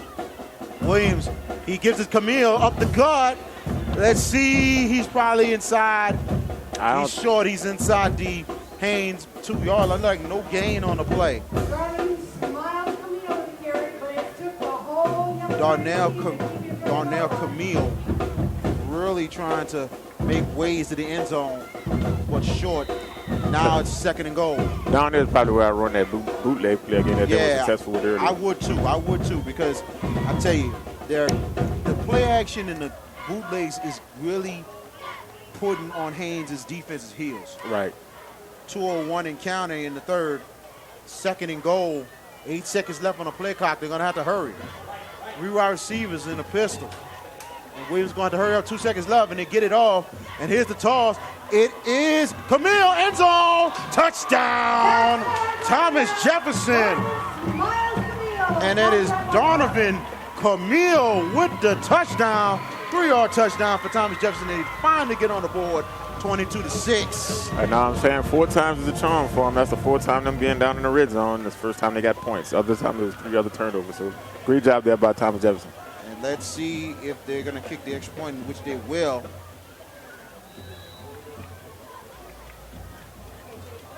And it's number 30, Jacob Stoufflet with the extra point. Very important here. Snap down. Kick is up for Stoufflet. And he missed it. Wow. That kind of pushes behind the 8 ball a little bit on that. That means the next time you score, you have to go for 2. Absolutely. As if you stop Haynes on the next drive. Yep. 22-6. That's your score right now. Thomas Jefferson gets on the board in the 2016 Magnet Bowl.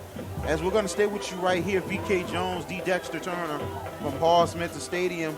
Tune in tomorrow on the JM Sports Network. We will have John Ehret football as John Ehret will take on West Jefferson. That'll be 6:30 pregame kickoff, 7 o'clock on the JM Sports Network.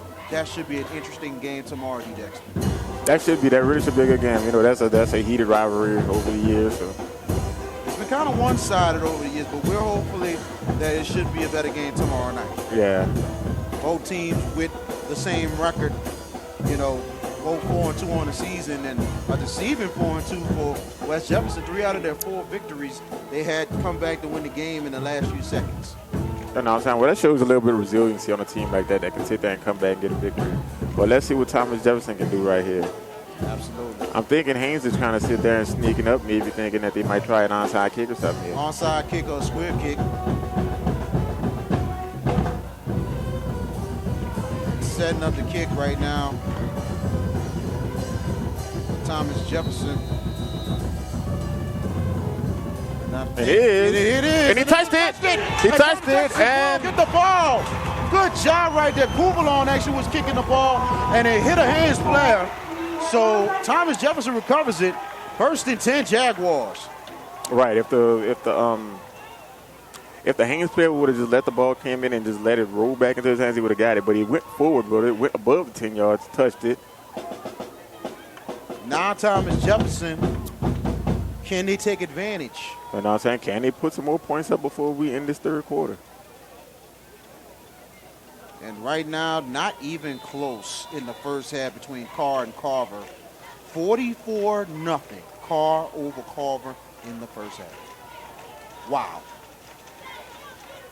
3 receiver sets on 1st and 10 in the pistol formation. Williams, he gets the handoff, and it is Gibson. He is tackled, and he's only going to get about 2 yards inside the Haynes 48. That looked close to a horse collar tackle right there. It was really close to a horse collar tackle, and injury timeout. And it looks like it is Gibson, and it probably, I wouldn't be surprised, it might have been his shoulder. You know what I'm saying? But, you know what I'm saying, the whole reason that the horse collar tackles got, you know what I'm saying, outlawed in like the bigger leagues, like the NFL and college football, is because it puts a strain on your legs and it may be a knee injury or something like that. Absolutely. He took a hard yank right there. You know what I'm saying? That's pretty much like, what's the horse collar tackle, which I call it the Roy Williams rule. Yep. Hopefully he's okay. As they're going to stretch him out and see what happens. Actually, it's Stevenson who is hurt. As he gets up, he's not putting that much weight. It looks like the knee or ankle. It's not putting that much weight. He might not even return tonight. Wow. Very unfortunate for him. Because he took a hard spill right there. And actually, yes, it was 23 Stevenson who was out the ball game. And he's also one of the top defensive players for Thomas Jefferson, who has played a pretty good game tonight. Right. 121 and counting. Pistol formation on 2nd and 8. Here's Williams, back to pass. Williams throws in the flat and it's caught. And nice first down, and they get inside the Haynes 35. And it's a good catch right there by Donovan Gibson. All right, got down to the 35, so you still got a minute left in the third quarter. Let's see what you can do. 1:05 left.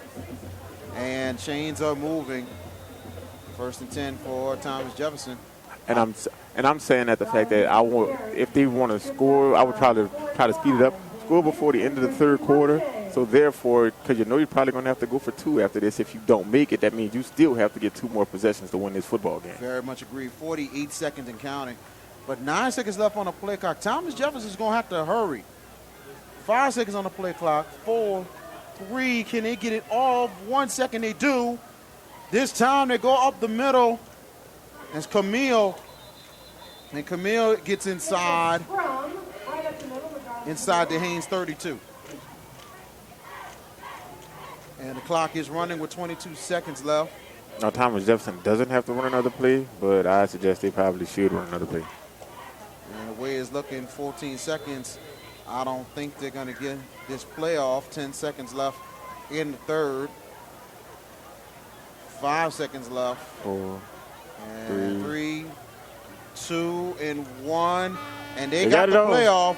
Williams back to pass. He throws it deep. And incomplete. Receiver tried to make a brief one-hand catch. Yeah, he was trying to make a one-hand catch. Poche knocked it out of the hands. And it looked like it was intended for Ermon Williams. And that is the end of the third quarter. Your score in the 2016 Magnet Bowl, 22-6. Haynes with the lead. You are watching high school football on SportsNola.com, presented by First NBC.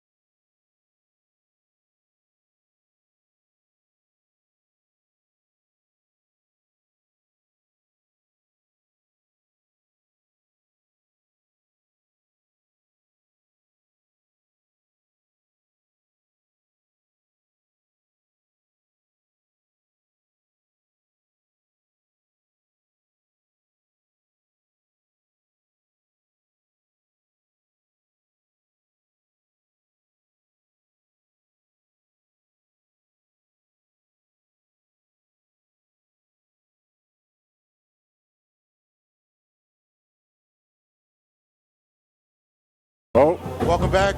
And Thomas Jefferson tried to take a draw on third down.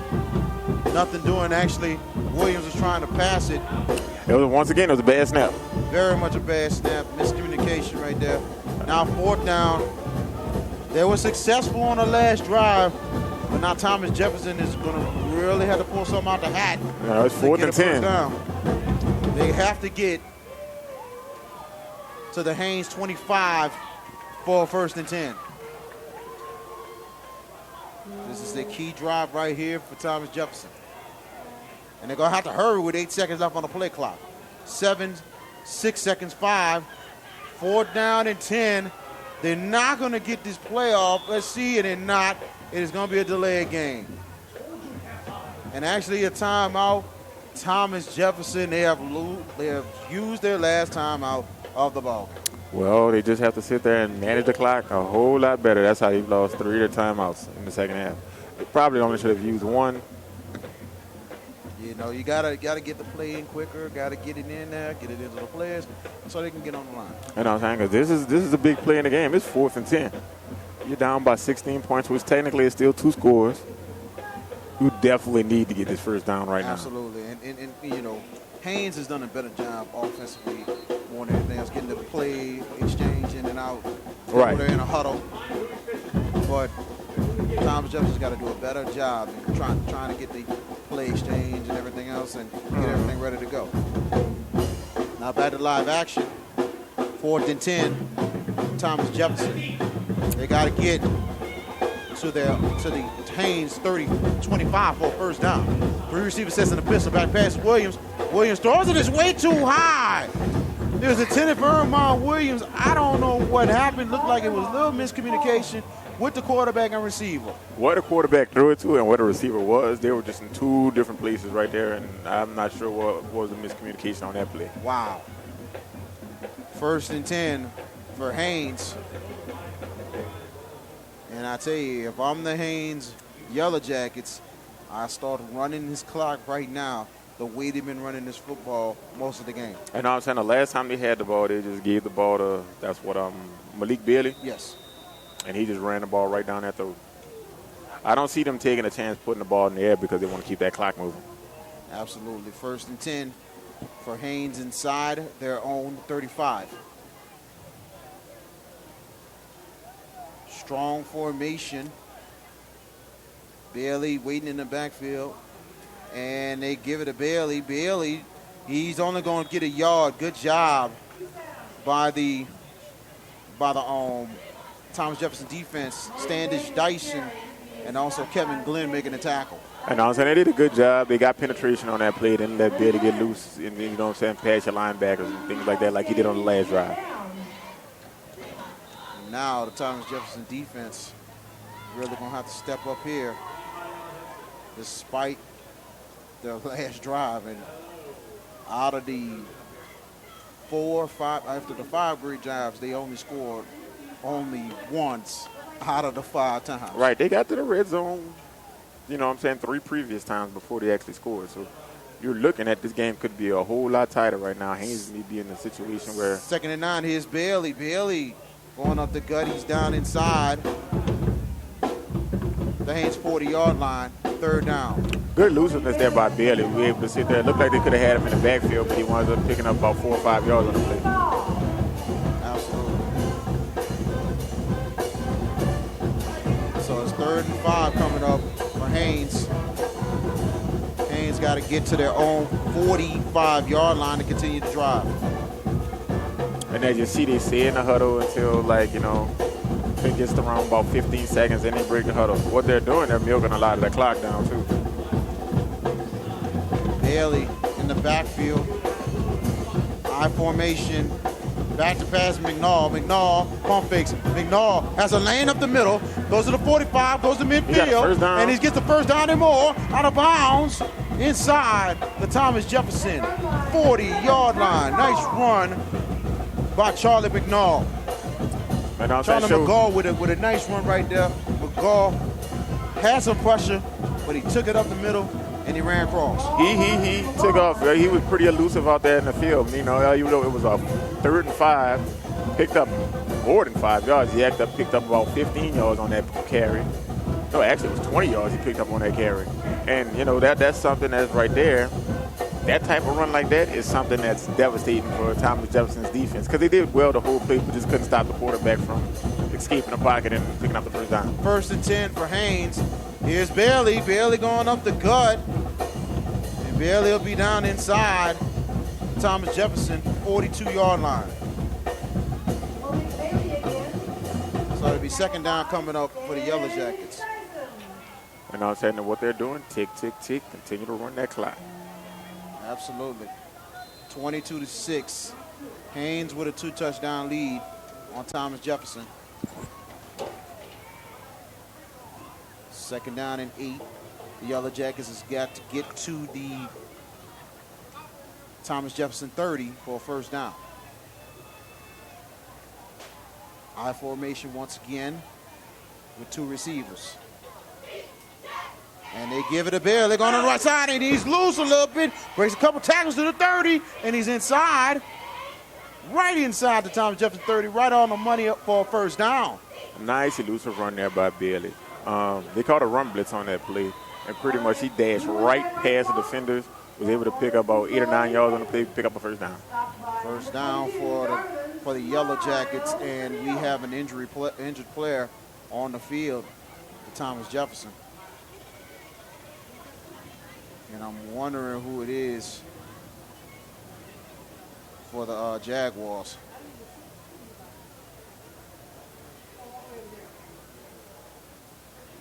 And it's 51 for Thomas Jefferson. Matthias Mitchell, who's the injured player, number 51, Matthias Mitchell. And, oh, I'm sorry. Actually, it was Matthias Chinchilla who was injured as he gets up. And he's going to come off the field, and he put a little bit of weight on the ankle or knee. Hopefully he's okay. He already suffered an injury earlier to Kevin Stevenson. So I don't know if Chinchilla's gonna be back in the game or not. That's another loss right there for Thomas Jefferson's defense. We'll see if he returns.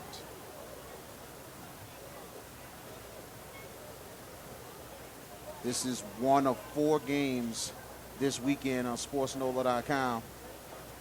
Like we mentioned, tomorrow, Lutcher St. James.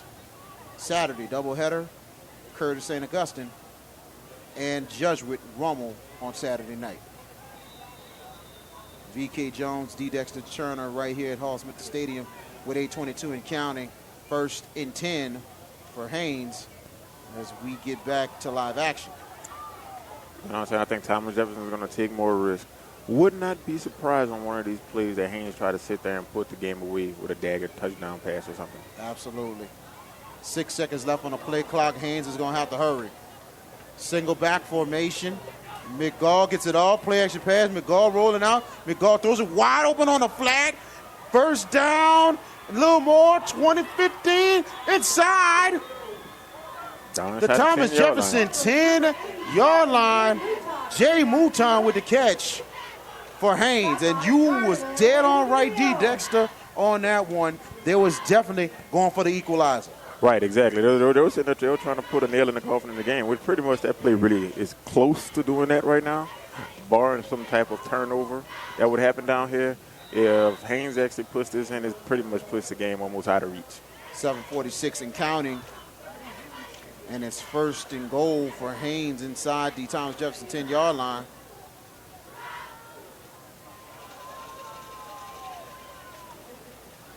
Ten seconds left on the play clock, and Haynes taking their time. Single back formation for McGaw. Give it to Bailey. Bailey cuts it up. Middle. And he's down inside the Thomas Jefferson 7-yard line. 2nd and goal.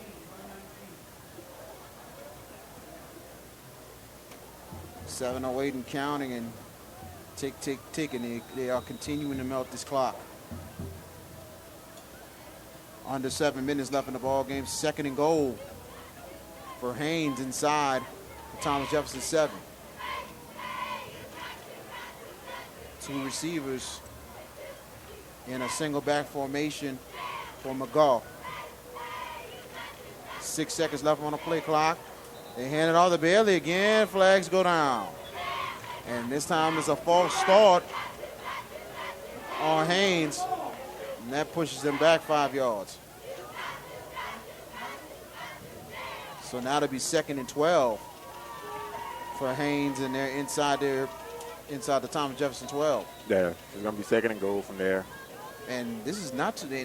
I think this is Haynes' third penalty of the ball game. Right. They haven't committed a lot of penalties. They haven't turned the ball over. Pretty much, you know what I'm saying, they played a lot of mistake-free football today. Absolutely. But the 3 turns when Thomas Jefferson goes back and look at this game, it's just the turnovers in the red zone that took points away from that you could have had. It's probably what cost them this football game tonight. 2nd and goal for Haynes, and they give it to Bailey. Bailey cutting it back, right side, inside the 5, and he's down inside the Thomas Jefferson 5-yard line. Bailey had a little lane right there, but it closed up a bit near about a 5 with 5:55 left in the ball game. So now it's 3rd and goal for Haynes.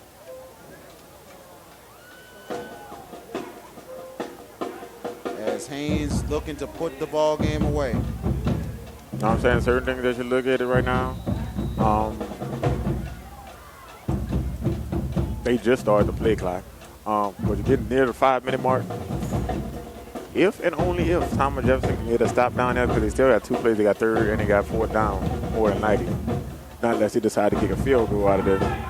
8 seconds to go in the play clock, and they're going to have to hurry. 5 seconds on the play clock. In on 3rd and goal, and it'll be a timeout. Haynes. Coach Longo will talk about it. So it'll be 2 timeouts left for Haynes. We'll stay with you. Yeah, 2 timeouts left for him. I don't think they had the right formation in. Absolutely.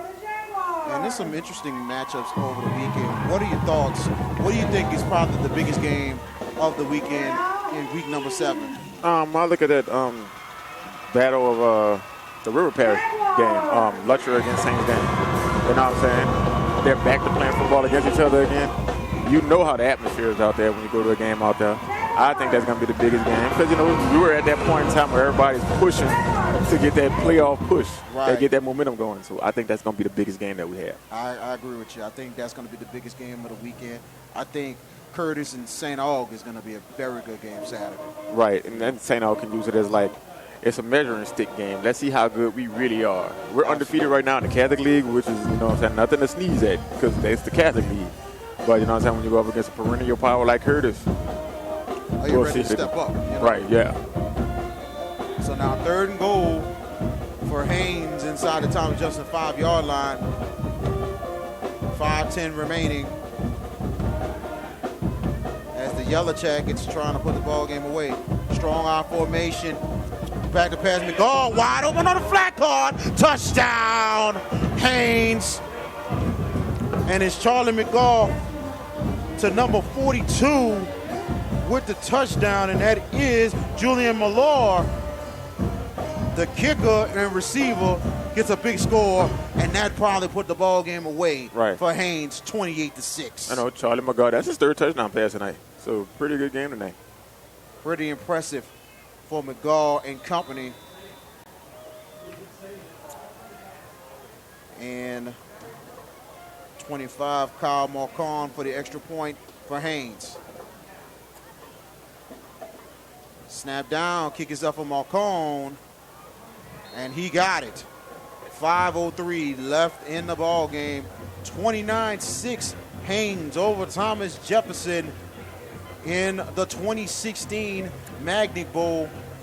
And Haynes won this matchup last year, and now looks like Haynes is going to keep that Magnet Bowl trophy for another year. So we're going to take a timeout. 5:03 left in the ball game. 29-6. Haynes with the lead. You are watching SportsNola.com's coverage of high school football.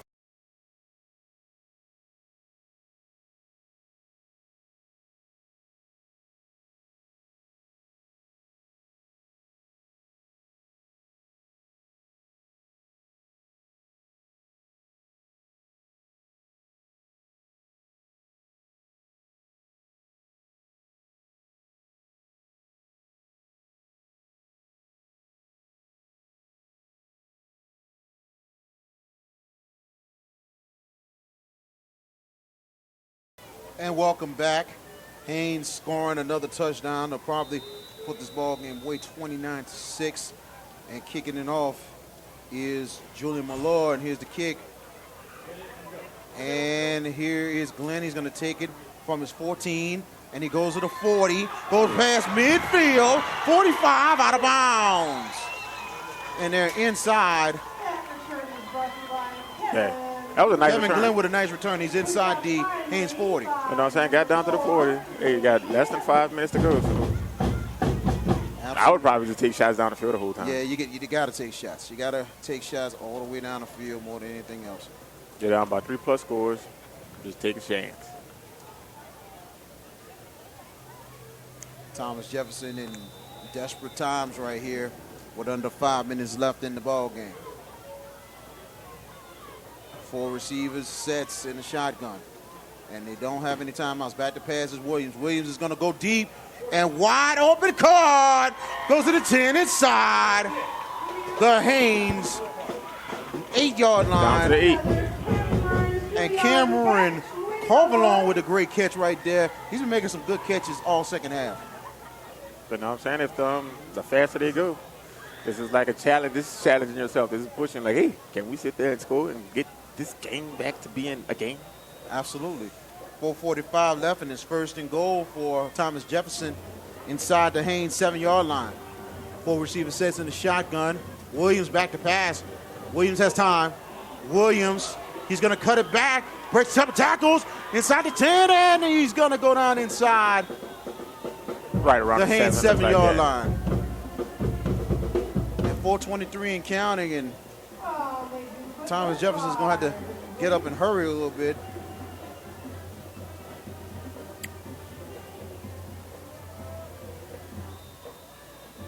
Four receiver sets, 4:05 and counting on second and goal.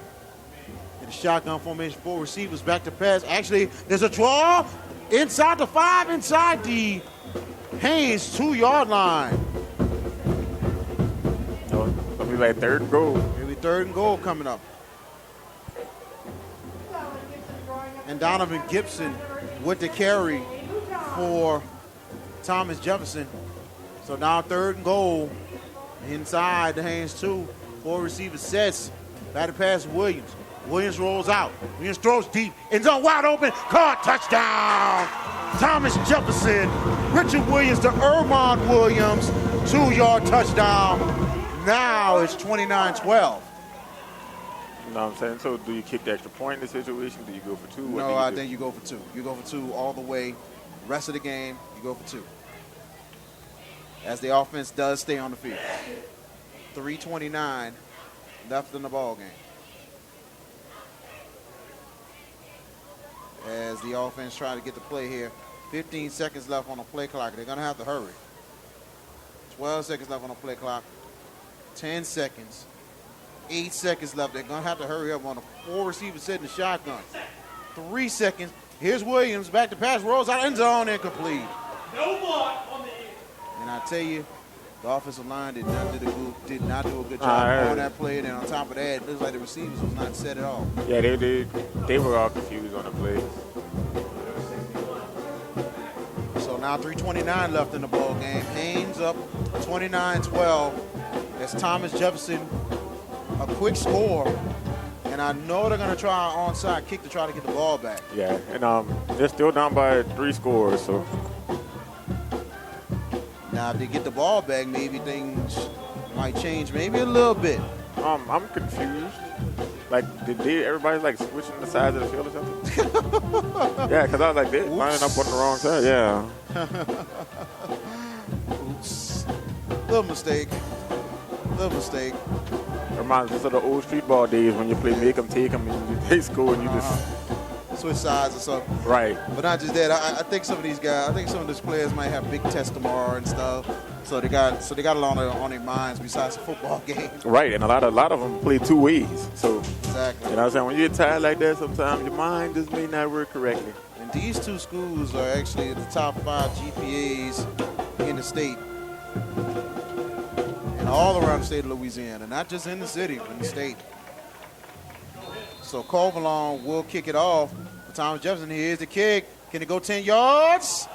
It don't even go close. Good. It went about 9.5. It went 9 yards. 9 yards on that one. It was a good call. I like the way they had it set up. It just didn't go 10 yards. It went like 9.5. 9.5 yards for Kovalar. It's got to go 10 to make the attempt on the recovery. But, man, just a little short. But first and 10, Haynes, with 3:29 left in the ball game.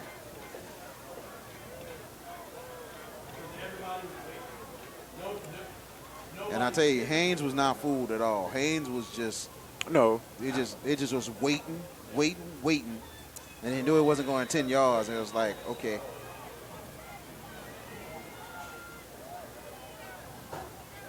So the Yellow Jackets taking their time with 3:29 left in the game. But you could tell that that play has been practiced. Two receivers to the right side in a single back formation. They give it to Bailey. Bailey gets stopped short. He's only going to get a yard inside the Thomas Jefferson 48. Did he just get injured on that? It looked run? like he was injured on the Yeah, play. like he just went down. He's grabbing his ankle, so there'll be an injury timeout. Wow, I knew something was up. Yeah, because he just went down. Because as soon as he tried to, it wasn't the fact after the tackle. It was before the tackle. Yeah, before the tackle, he just went down. I believe he probably took a wrong step and just went down. Hopefully Malik Bailey's okay. Hopefully it's nothing too serious. And I tell you right now, he's grabbing his ankle right now. And he has been all over the place tonight for Haynes.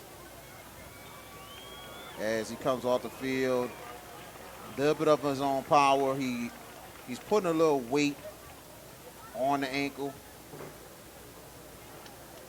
He's putting a little bit of weight. It might be a sprain. Could be a sprain, or he could have just tweaked it a little. Yeah.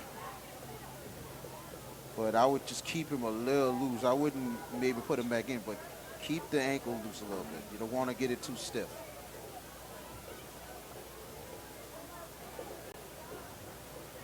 And now they're going to have to find somebody to replace Bailey in the backfield. And now 2nd and 9 as the clock continues to run at 3:05. 16 seconds left on the play clock. As Haynes taking their time, as they're going to get on the line, 5 seconds left on the play clock. And they're waiting to get the ball off, and they do. And it's 33 who has the carry and almost breaks it through there. He's inside the Thomas Jefferson 41-yard line. Looks like he picked up another first down on the play. And it's Gavin Burns with the carry for Haynes. Nice run by Burns. Good job by the offensive line. Nice run. They made a nice hole for him. And he's going to have to pick up the slack a little bit for Bailey for the rest of this 2:25.